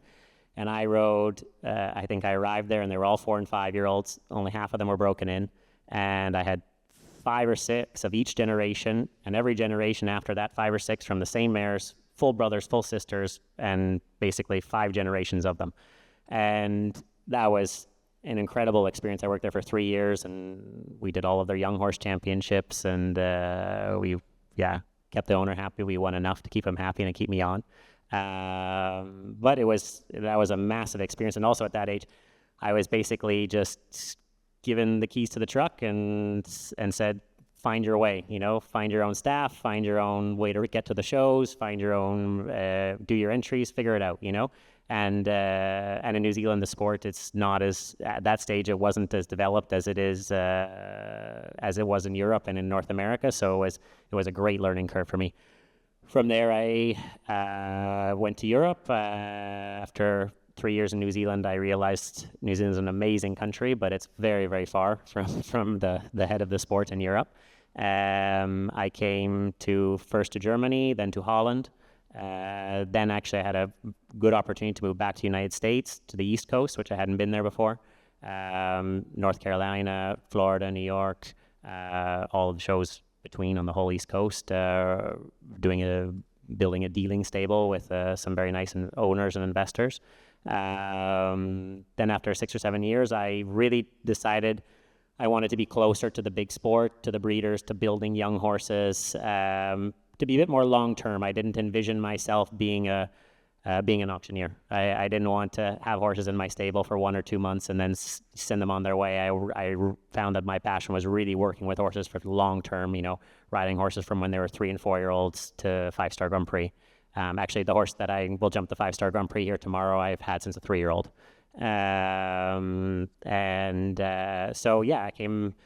I'd been in Germany, been in Holland. I had some very, very nice, very good partners and very good friends in France. So I decided to try there, and now I'm 8 years there, and it's really become home for me. We built a stable, and my family is there. I think that's a decision that has stuck. When you decided that you seriously wanted to pursue the sport and being this long-term, were there key people either that influenced that decision or that you trained with that really molded you and your career? No, there's been countless people that have helped me along the way with training, with situations that forced me to make decisions and things. But really, for me, I would say almost all of the decisions came from I hit a ceiling that I didn't feel I could progress through, or I saw an opportunity that was not just the grass is a little bit greener on the other side of the road, but I said, there's no chance I can match this opportunity with where I'm standing now. Like when I decided to move to Europe from New Zealand, I said, okay, there's no chance I can progress to where I want to staying in New Zealand. At that stage, I need to move. When I went to America, back to America from Europe after the first year and a half, 2 years, I said, okay, I'm being offered a position that I can ride a level and ride a number of horses that at that stage I didn't have the opportunity or the connection to have in Europe at that stage. I didn't have the experience, and this person was going to give me the experience. So I don't think it's particular one person. For sure, now I have some people that I say through trial and tribulation, they've become very good friends over a lot of years. In particular, I remember I had a family that I worked for in Holland, that when I worked for the gentleman and his family for, I don't know, probably almost a year the first time. By the time I left there, I thought that guy knew nothing, and that I just said, I don't understand it, I don't get it. Now, 15 years later, I'm still coming into moments that I'm like, that's what he meant when he said, keep the horse there and hold the horse in this shape and for this reason, for this conformation. And he still is an incredible horseman of the balance of a horse and how to ride a different body type of a horse. And sometimes you need to give a little bit more space to a jump, a little bit less space, and it's not always dictated on this is how it should be. It's a lot dictated on the body type, breeding, blood, all these different types of horses that we have in the world now. And then I believe a lot of different types can win at the top level. And so I think those people, as I learned lessons from them and maybe appreciated the lessons as I've gained more experience, they've become very dear friends, because I realized they really had my best interest in heart for a long time. It is maybe less common to meet five-star riders, particularly from North America, that are so interested and connected to the breeding space, especially someone that wasn't. It's different if you were born into a family who breed and you become the rider, then it's just there from the beginning. It's interesting that experience of going to New Zealand, riding all those young horses, ignited something in you rather than turned you away from that or showed you what you didn't want. What is it about the breeding side and working with those young horses that you think kind of hooked you, or that you still find, even now when you've made it to the higher levels of the sport and you're 2 weeks off going to the World Championship in Ack, and even talking to you in the last few days, you're still as excited talking about doing something with a breeder or like finding the next one? What is it about working with those young horses and being there from the beginning that really does it for you? I think there's, two parts to that question. First is the horses. There is nothing that I love more than seeing a horse progress. For me, it's worth more than money. It's worth more than winning a class. It's worth more than everyone telling me that it's not worth it or it is worth it. I've had people tell me both on horses that have won and lost. Whether I've been right or wrong is neither here nor there, but you can get told a lot of different things. But seeing a horse, seeing an attribute, my thing always is I look for one attribute in a horse that just blows me away. Like whether it can be character, it can be a free jump, it can be the gallop, it can be the fact that it can canter down alongside and make a lead change 3 times, left, right, left, 2 strides. I say, like, that's an incredible athlete. There has to be something there, And my philosophy has always been and the philosophy instilled in me by others, I think, is find one attribute that I can't live without, that I'm just thinking about, and then build the rest of the program around the horse and the conformation of the horse, the character of the horse, the blood, the sensitivity, what stage of the horse's career it's in. Is it a 6-year-old? Is it a 3-year-old where you can mold everything? Is it a 9-year-old where you can't change so many things? That's really my passion for working with horses. And for me, it's rare in the world now to be able to tell a story of a horse through its whole life. And I love that. It's also when I buy horses. Sometimes I do buy older horses. I'm not saying I only work with 3- and 4-year-olds, but sometimes when someone brings me a good 7- or 8-year-old and they call, there's this cow, I say, okay, well, what's the story? 90% of people will tell you the story of the last 6 weeks, and 95 and 70% have no idea the horse even lived before that. They don't want to know. They're not interested. And I feel that knowing the story of horses, like, what did the horse do the last 3 months? What did the horse do for the 2 years before that? Where was the horse jumping as a 5- and a 6-year-old? Who broke the horse? Who had it as a 4-year-old? Okay, we're blessed now also with having Clip My Horse and things like that. You can find ways to track it down. But people who really take the time to know all the story, it's incredible. And also, I think my passion for producing the horses, it's incredible where horses can come from that were not at all on a let's say a Grand Prix track, you know, like, and okay, I'm a bit impartial to France now. I live there, but every year in France you have 11 and 12-year-olds who start 5-star. That is 5, 6, and 7-year-olds. Nobody took a second glance at, you know, and me included. Like I've seen videos of some of these horses as 5, 6-year-olds, 7-year-olds, and I say, if someone showed me that and asked me to pay money for it, I would be like, no thanks. You know, it wasn't for me at that moment. But then you see what they can turn into, and obviously somebody saw something in those horses, something that made them keep going. And so when you see these stories, and the same, I think, when people look at me, I can see one thing in a horse. Maybe other people don't see it at all, but I see it, and I keep going with it, and I keep pushing it, and working on it. And from there, yeah, sometimes incredible things can happen with horses. You may have partially answered that about the horses that are novice when they're young, that are becoming those successful horses in a bit of a later stage. It's not that 11 is crazy old, but we're so used to now, you know, the 9-year-olds maybe are moving into top sport, and it sometimes feels like a bit of a race for people, or an expectation that horses have to be doing X by X age or else the horse isn't good enough. But in our discussions in the last few days, and even what you just mentioned there, like there are so many horses that aren't those obvious ones that become those successful ones. From looking at those specific examples that like pass by or pass across you, what are the learnings that you've taken from that? One of the most important things looking to breeders and people that work a lot with young horses is I really try to always take into account what the breeders are telling me. You know, like if I have a good relationship with a breeder, and which I have a few now, and they come to me and they say, listen, Kyle, we have a really special 5-year-old. And and actually I can give you one example of that. There's a 5-year-old, this very good friend came to me and said, Kyle, I have a really good 5-year-old. The horse jumped with its front knees on the ground. Like it was completely vertical with its front legs all the time. Anyone who saw the horse at 4 and 5 said no chance. And I looked at it and I was like, okay, like I don't know what to say, because the guy is telling me really honestly, and he's a really nice man, and I think he knows what he's talking about. And so I said, okay, let's try the horse, you know. So had the horse I think I had it with me as a 5-year-old, end of 5-year-old, good feeling, jumping too small to really notice anything. 6-year-old, almost always one down. 7-year-old, almost always one down. But I have to say, gave a good feeling. Never a good photo, but always a good feeling. And as an 8-year-old, just at the beginning of an 8-year-old, the horse all of a sudden jumped 2 shows, very impressive. And someone came to us and asked if the horse was for sale. And I called the breeder, said, hey, listen, the horse is good, everything's good, we have a chance to sell the horse, you have nice profit, I have my costs, you know, everything works. I said, should we sell? He said, yes, let's sell, you know, I think the horse is good still, but let's just fast forward 3 years past that, the horse is jumping Nations Cup now, 4-star.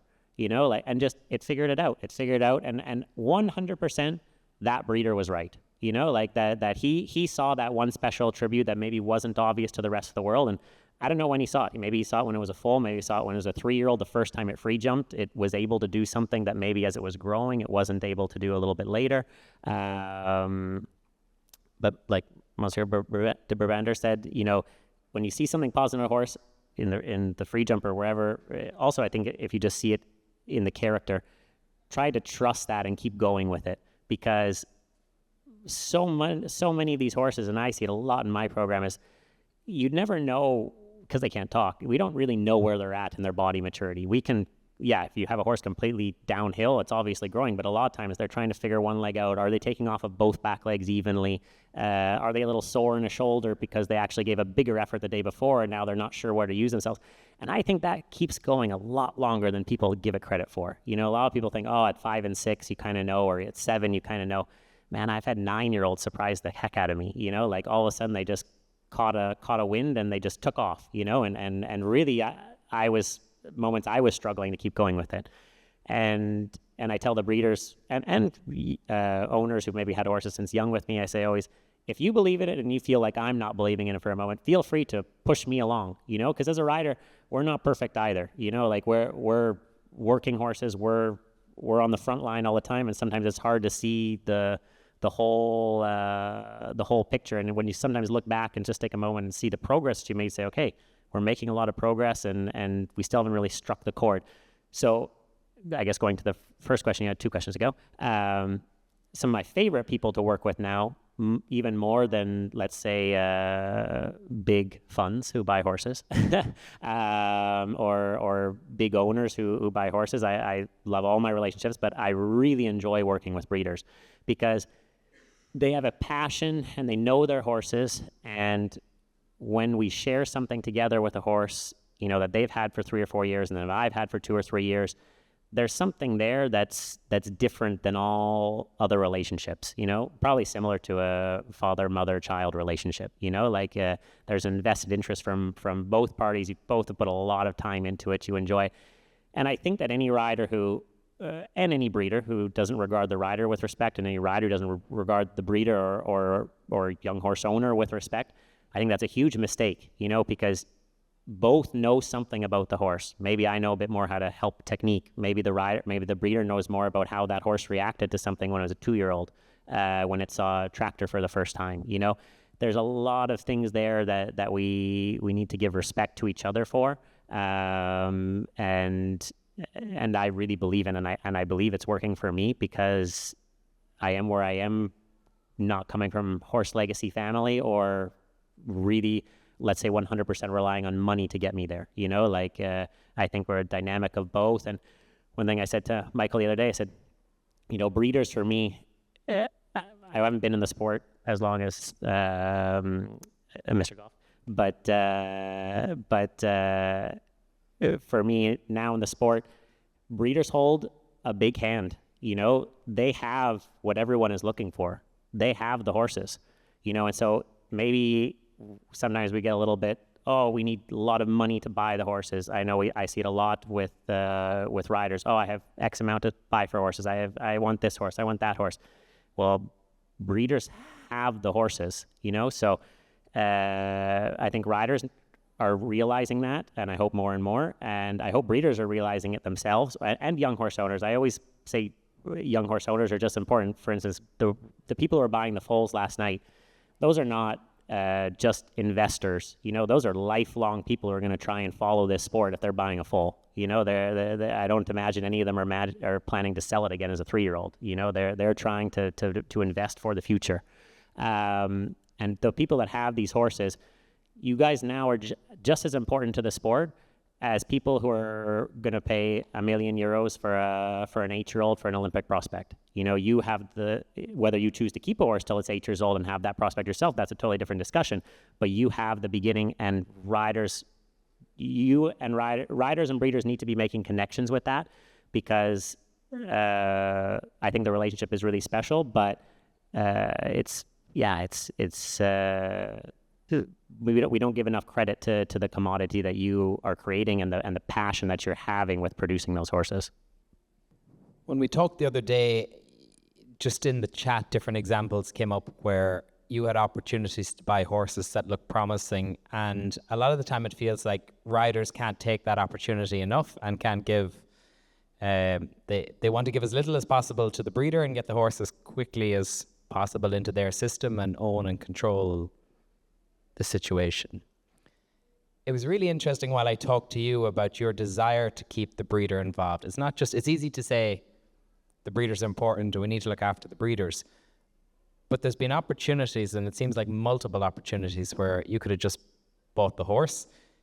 You have a number of people that would invest in that horse and support as an owner, but you've constantly made the decision to encourage that breeder to stay involved, to win in the longer term and be a part of the whole thing. And I think it's really cool to hear. And it was very much in keeping, and it makes it now less surprising that when I first got to know about NGP, it was through doing a version of this talk in Wellington, and Joanna had reached out about having a meeting and discussing NGP. And I was really surprised to be in somewhere like Wellington, where there was an entity that was being developed that actually seemed to be caring about breeders in the whole picture, which sounds bizarre because, like, where's the industry if we all stop breeding horses? But it was the first time that I found there was an entity had a desire to put something credible in place to acknowledge and reward and support breeders. What was your initial motivation, and what factors motivated you to getting involved with NGP in the first place? So NGP, a lot of people don't know what it is. Our initial thing that started, we're 5 of us on our board. Chris Kapler, Olympic silver medalist in Athens. Andrew Wells, our big brains behind all of this. He was ridden and won at 5-star level. Sean Crooks, who's trained a rider at the last Olympic World Championship, everything. Brian Goutal, North American 5-star Grand Prix rider, winner American Gold Cup. We had done everything. And basically, we all spoke together and we thought that it started with riders. And I think they brought me on because I had no money and came from middle class. I'm a good example. And they said, how do we help riders in North America to grow and to build things? And my first answer, and I think everyone's in the group can answer together, was we need to help, riders need to build horses. They need to build horses. And how can we help them do that? Okay, let's try and put a fund together to buy horses for these riders to build, sell the horses so the fund can make money for what they need to, but then we support the riders. Further off, fast forward from that 6 months, Joanne and Andrew and I and Sean, and we all speak about things every week. We have board meetings. They're very long. And we said, okay, we support the riders, but how do we now, again, there's a part of this sport that's searching for money and be able to afford all of this. And then the next part is having the horses. Okay, well, let's try and go one further step. Let's try and get breeders on board. So we started forming kind of a rough idea. We said, okay, and I'll use my examples, when breeders came to, and actually that was one of the first examples. There was one breeder who owned a 6-year-old in Wellington that we liked. And it was American bred, and we were really surprised by that. And we said to the breeder, okay, would you consider us buying a part of the horse and you keeping a share, or how would you like this to work? And then that kind of went towards what I do a lot with breeders. I buy a part, and I say to breed, and I think that can be an example to breeders what they want to do. Basically, I go to try a horse, I like it, and I say to the breeder, listen, I'm going to buy a part myself. I'm going to put an investor into the other half, but I'm also really happy if you keep a part. What are you comfortable with? Are you comfortable with 10%? Are you comfortable with 50%? Are you comfortable with 2%? If you don't want to keep part, no problem. That's no stress for me. I want the horse. It's a good horse.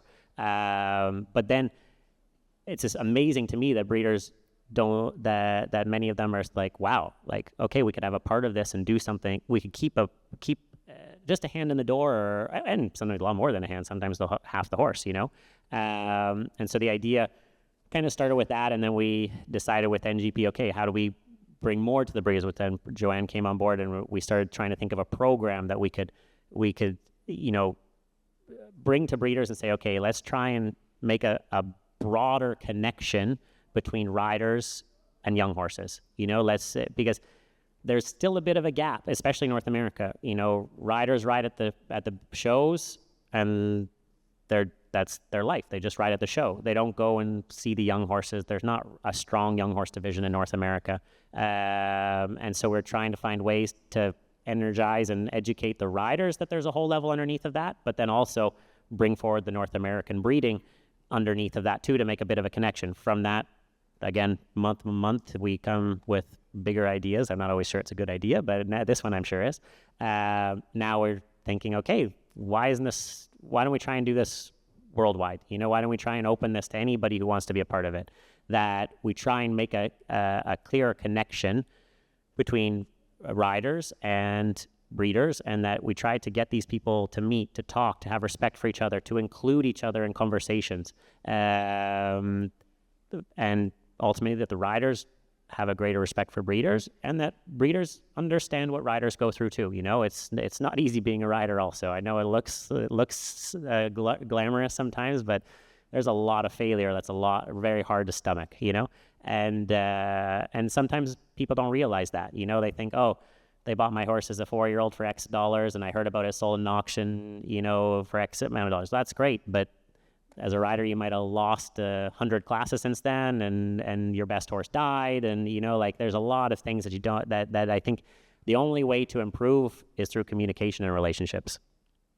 With the breeders program element of NGP, it's addressing, or it has the potential, we'll say, to address a number of different things that as breeders it can feel there's a real lack of that acknowledgement and support and education. But also sometimes as breeders we sell as foals or sell as 3-year-olds not out of a lack of desire to participate in the sport, but it's probably back to the conversation with Henry where it's trust, and there is a lack of that trust, and building that trust is the challenge, because there's like the majority of people in the room are breeders, but if I said to them, how many professional riders in their current network do they know or trust, or would they feel that they could get impartial advice in the breeder's best interest if they had a talented horse?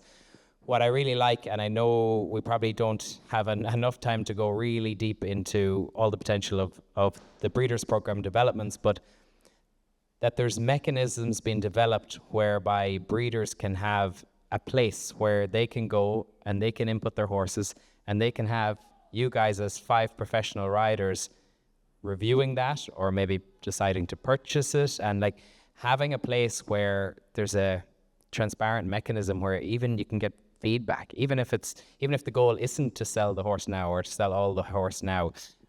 I don't believe the majority of breeders have anywhere that they can actually turn to get advice from the type of people that we're breeding the horse from, and I think that's really, really cool. But the other thing that's unusual, I guess, with my experience of NGP, the manner in which the fund or you guys buy horses and try horses is incredibly respectful and open and transparent. And I particularly like that. But in the conversations that we had in Wellington, it was one of the first times that I have had the experience in the industry, and the conversations that have happened since, where it's like, okay, this is what we want to develop for breeders, or this is why it should be developed, or this is our idea. All of those other conversations that I've had either with breeders or organizations about what should be done for breeders or what should be developed, or that we should be getting a slice of the action when horses go on and do well, it's always ended and died with the point where it's like, okay, well, that's a great idea, but who's going to fund it? So we're all great at coming up with ideas of what should be done and shouldn't done. NGP is at the point now where it's actually ready to announce some of the things that will be done. So in as much as you're comfortable to do so, and with the time that we have, can you just touch on some of the things that are coming down the track very, very soon in terms of the actual recognition and reward for breeders that NGP is putting into place? Yeah, so a lot is coming from our riders program, where basically we have what we have is the first thing that I think, sorry, I need my notes for this. When horses are, it's free to put horses in a database. You enter them in a database. It's just that the horses are there. Then after that, you have a choice. You can register the horse, and then after that, you can have reviews of your horse. And done by, we have the 5. We're building 5 of us professionals. We have and we're on a board. We all get a vote. There's nobody that says a yes or a no. It's not a unanimous vote is the only way that goes forward. We vote, and we say things that we like, we don't like, and the same when we buy horses for the fund. The same idea is going to be applied to the breeders fund, to the breeders idea, is that when horses are submitted to us and the owners would like them reviewed, and it is, you can choose for them to be reviewed. They don't have to be reviewed. We give you our honest advice. We know what we think is the positive points, and I think that already is a big step to the communication, that you feel like, oh, we can have an opinion. Second thing is coming forward then that we're working on is, if you decide to put the horses into the network, we have what we call the preferred network for our riders, which we're working on building towards the breeders program also. And so what we've done, this is the first time breeders program is being announced, by the way, so we're still working on all of this. But for the riders, for example, in the United States, we've organized, because of how many riders we have and the support behind it, we've organized 50% reduction in entry fees at certain shows for those riders and all of the horses those riders are riding. So we're aiming to do something similar with the breeders program. Something like that, there's building the horses past 3-year-old is expensive, but if now there's some other opportunities and we can build that into Europe, we're searching for ideas also, The third thing that I think is the most exciting and that we're building towards and very fast is next week in 2 weeks' time in Aachen, we've committed to a $10,000 prize for the winning breeder of the winning horse in Aachen for show jumping. We hope that's just the beginning. Like we said, this is the first time that this is being formally announced. But we're really excited about that because we don't see it. A lot of people have said, sport horse breeding should follow a bit racehorse in this, but as you said, nobody wants to fund it. Our idea is, yes, we have a riders fund. We want to connect this with a breeders program. We're trying to build a futures program of young riders that are one step below our other riders. Our idea is to build networks and to bring people together, and for one to help fund the other one, to build something that really benefits all of us. And I think that the 5 board members that started this, that's really why we're doing this. We're all young and motivated, and we really want to see the sport better in 20 years than it is now, both in clarity, but in support, in communication. And so we feel that the prize in Aachen for the breeder of the winning horse it's a very small step, but a significant step, we hope. And we hope to build on that next year towards the Europeans, Pan American Games, and we hope to build on it even further towards the Olympics. We're really excited. We hope that people can understand the idea, and we know it's very different than what has been discussed by a lot of other people, so it's a little bit to get your head around, but I think that the sentiment behind it is very, very good.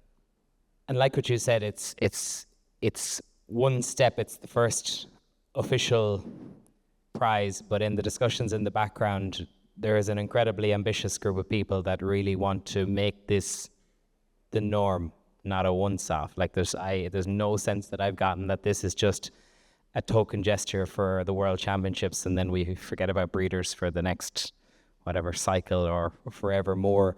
There's such an ambition for this to be the first step in setting the norm, that for the winning breeder in Aachen, maybe they'll get a pat on the back and someone will write an article about them. Maybe they'll get a few more phone calls.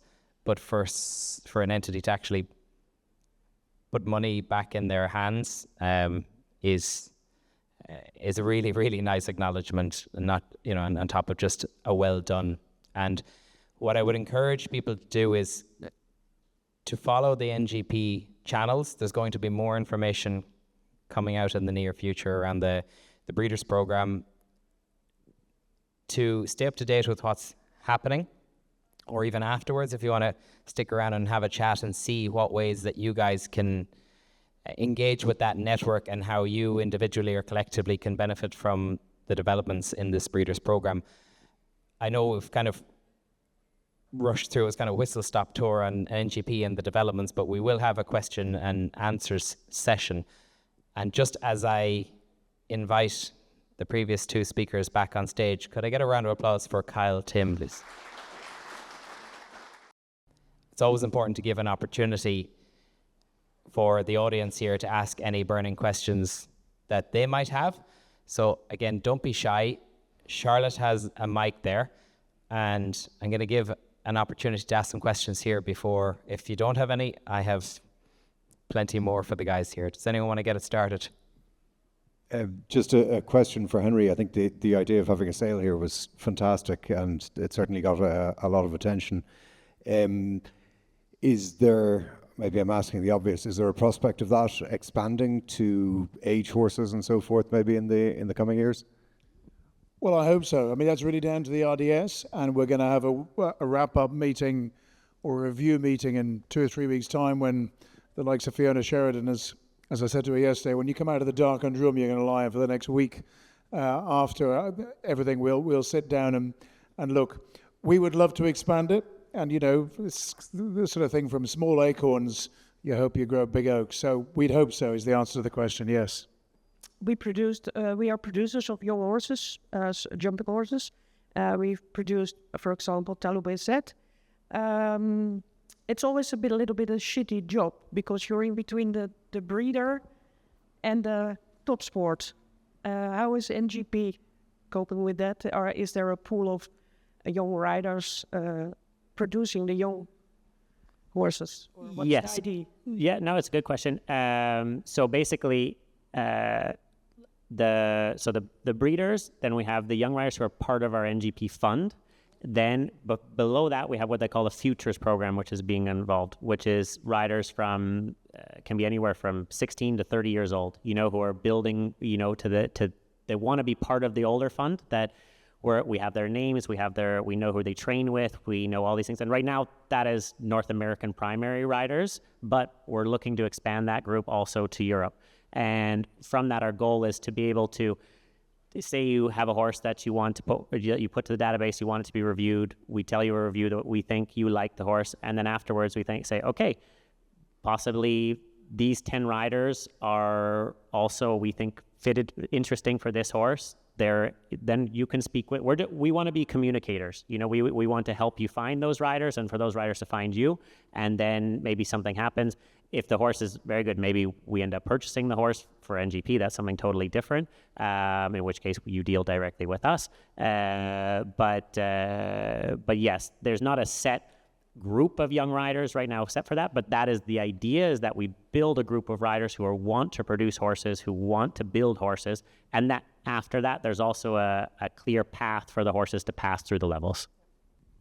Hi, thank you for the conversation. I know for a lot of things, there's also a question about nurture versus nature.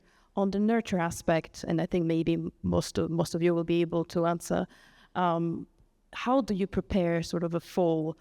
Is there a way that you prepare beforehand, maybe the selection of a donor mare or the recipient mare, or once they're born? Is there a way that you like to make sure that you shape or you build on the mentality? Just want to know your thoughts on this. And later on, when they grow as well, how do you sort of build this up? I didn't clearly understand. So is it like how do you positively nurture them from the foal stage on? How do you exactly? What do you do to, I guess, positively influence the foals? In your management. If I speak it for my own management, I know there are other people who are doing it differently, but for us, we like I said before, we try to keep it as easy as possible. Just leave them out in the field every now and then, when surely by this time of the year there is not much food anymore left on the fields. So we even feed them with corn. I know not many people like to hear that, but it's also one of the cheapest solutions for us. But then I do know also a bit regarding on what you're looking for. Some people, if they're aiming to going to an auction, you need to feed your foal a little bit more so they be a little bit more in condition. If you would go and visit our farm, you would be surprised how, like, in normal condition all the horses are, and how even the yearlings and 2 years olds are, just because we are a little bit afraid of overfeeding them. But that's our perspective.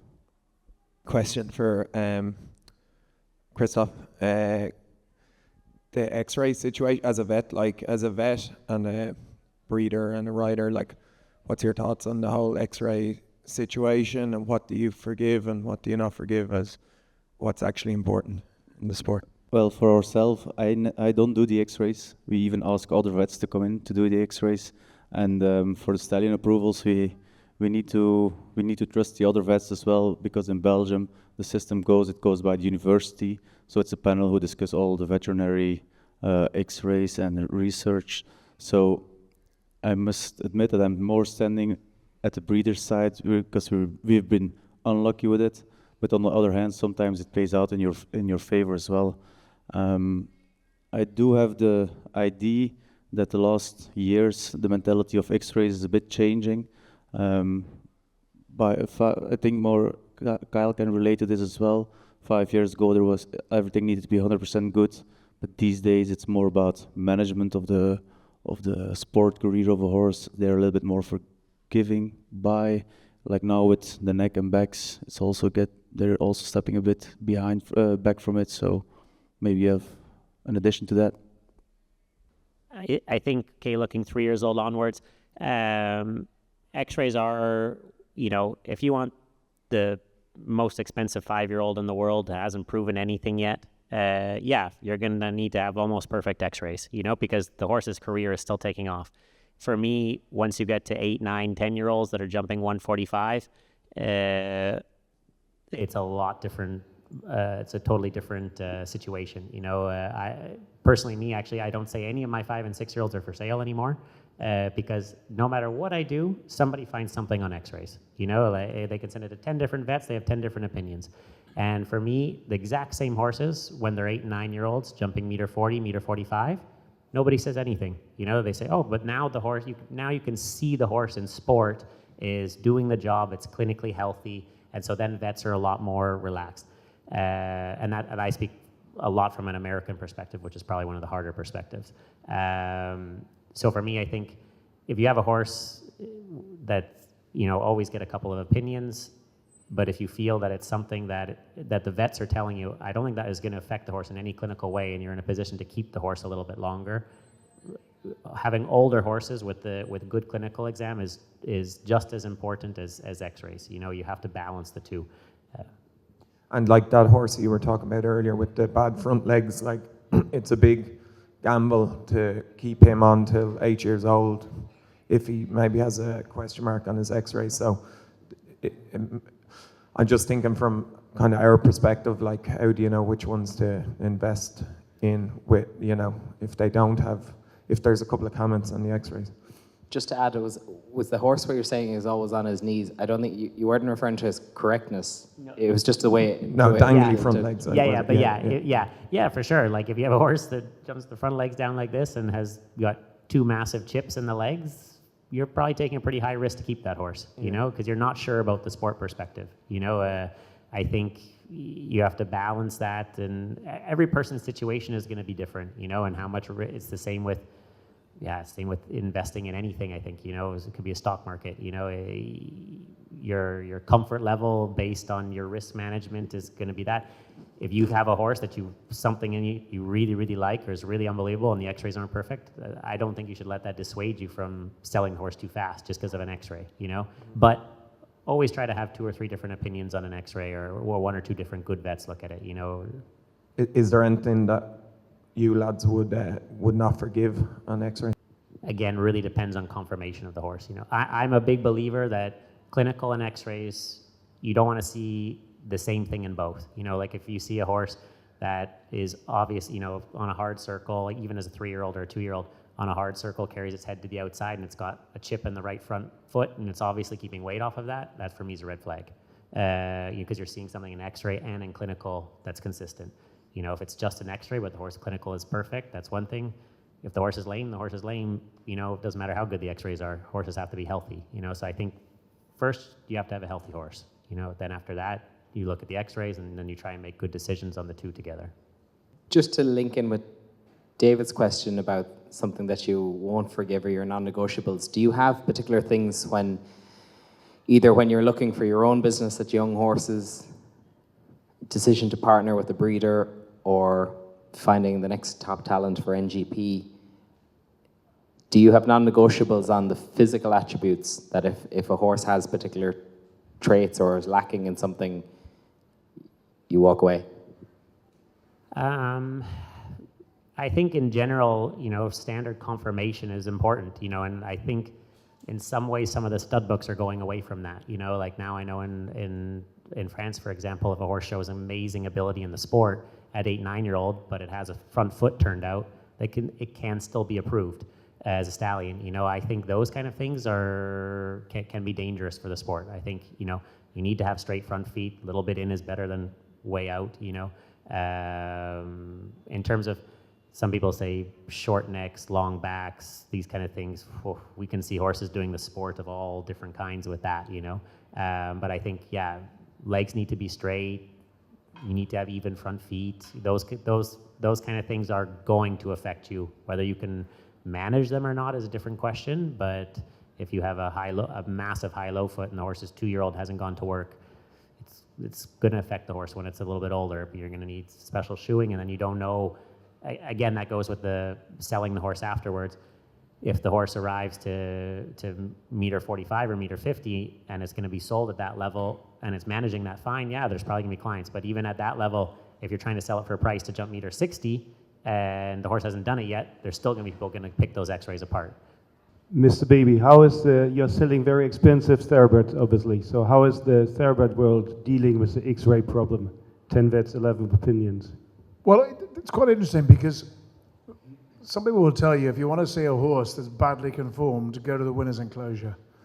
You know, and you get a Mark Johnson, who's the winningmost trainer in Britain of all time, and his son is now training. He's got the joint license, and he's sort of got this reputation that he'll buy horses that are not correct, and he'll pick out horses. Now, I remember, I don't know how many of you remember a thoroughbred filly who won a lot of very good Group 1 races called Attraction about 15 years ago. Attraction was bred by the Duke of Roxburgh in Scotland, which is where I was living at the time, in Scotland, not with the Duke of Roxburgh.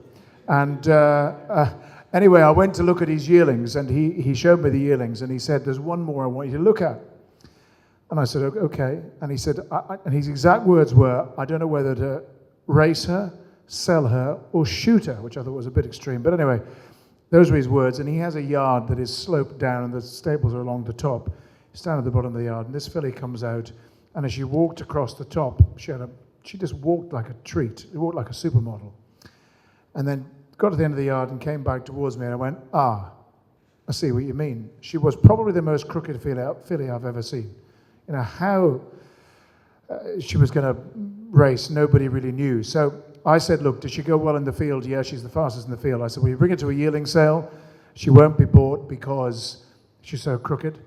But if you come to a breeze-up sale, like your 2-year-olds in training sales where they work on the track before we sell them, and she goes really well, then you'll get a reasonable price, but not as good as her pedigree might suggest."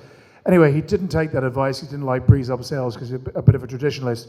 He sent her down to the late John Hills and sit with 2 others and said, "See if you can place these for me." He sent her back and said, "I can sell the other 2, I can't place her, she's a disaster." He rang Timm Easterby, a trainer in the north of England, and said, "I'll give you half of your trainer for nothing." Timm said, "I don't do that." And he sent it to Mark Johnson, who was known for getting the best out of horses that perhaps weren't traditionally acceptable. And she turned out to be the most amazing classic winning filly.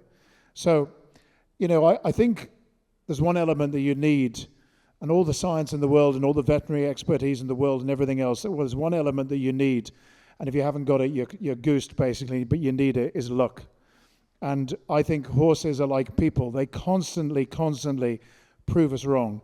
And the other thing I remember is that my dad always used to say, you know, with all due respect to all the veterinary surgeons in the room, "I wish we could get rid of vets and we could go back to caveat emptor, buyer beware." Because horses were bought and sold and won and did well before we knew too much about it. Sometimes you can nearly know too much. All the vets will say that's a load of rubbish, but, you know, sometimes we need a bit of luck. Go on, Sid. Sorry, can I ask Mr. Beeby a question, please? We hear that we need more thoroughbred blood, or thoroughbred blood is extremely valuable in the show jumping industry, the eventing industry, and you're a traditional Irish horse. We see less of it, generally. And my question to you is, how can we improve the thoroughbred blood input into the international Irish event horse, to breed the Irish event horses, Irish show jumpers, and also to the traditional Irish leisure horse? Well, I suppose the short answer is buy into it. I mean, it's the thoroughbred blood is readily available. You know, in Ireland alone, between Goffs and Tattersalls Island and Goresbridge, the thoroughbred sales they have, there are the guts of 10,000 thoroughbreds sold every year. There are plenty of stallions who are just below the top thoroughbred level, who don't have full books every year. So a mare can go to them. I suppose that's the most simple answer. Sounds like a bit of a basic answer, but it's available. I suppose there's nobody stopping it. Just to add to that, there's a recent interview with Pádraig McCarthy, which I had made reference to for another reason. Pádraig has, in the last few years, he's gone from not having evented to becoming an incredibly successful event rider, double silver medal at the World Equestrian Games, is heading to Aachen next week for the Eventing World Championships on a homebred.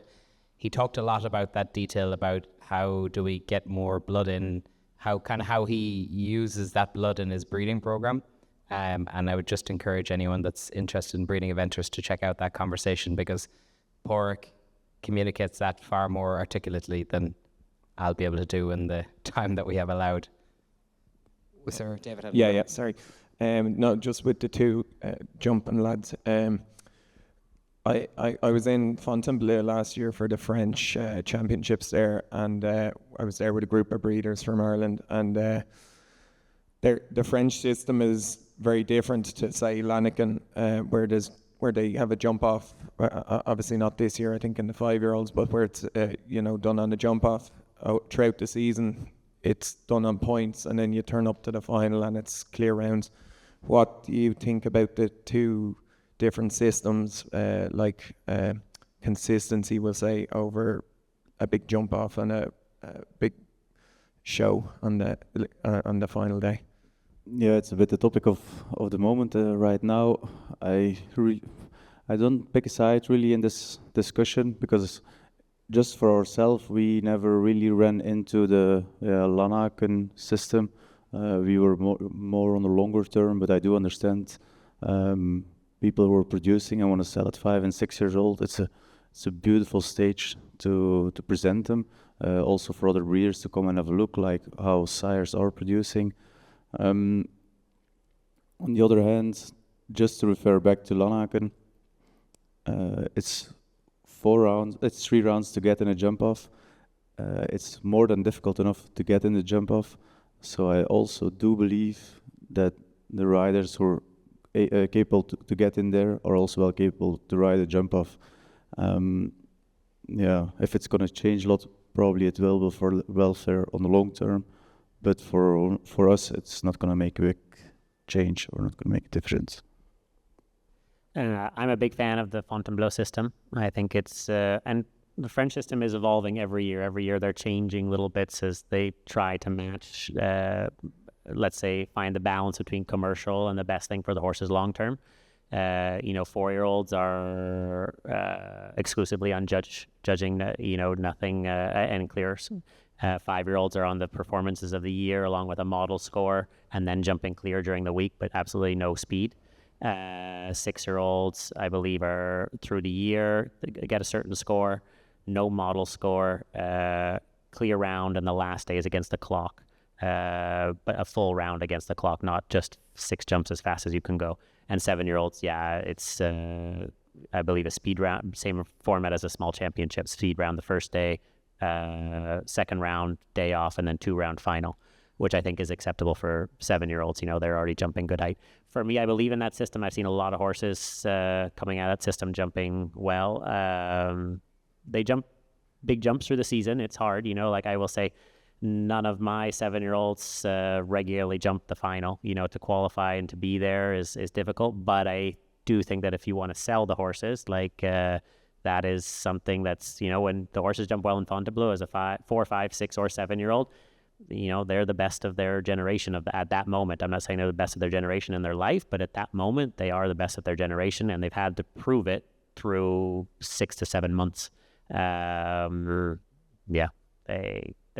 positive and negatives to every system. I judged the 4-year-olds here last year in Dublin, and also you had some horse first day, I believe it's just clear rounds to get to the final, and then the final was judged. But the quality of horses was really high. So I think, there's also very good Irish horses jumping at the very high level. So I think at the end, all those finals, you have to choose if you want to sell your horses, at what age you want to sell your horses, and then try to manage the development of the horse. You know, if you have a horse that's going through a growing phase as a 5-year-old, don't do black and white. The horse has to go to the final and be sold at the final. You know, you're just going to shoot yourself in the foot.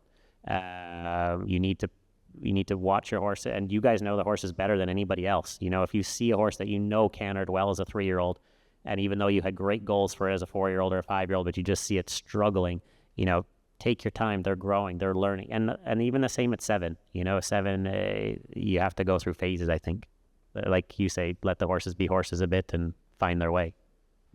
I think I would like to add to that is that I think we're in a lucky time that as a rider as well, you just can choose your own trajectory for every horse.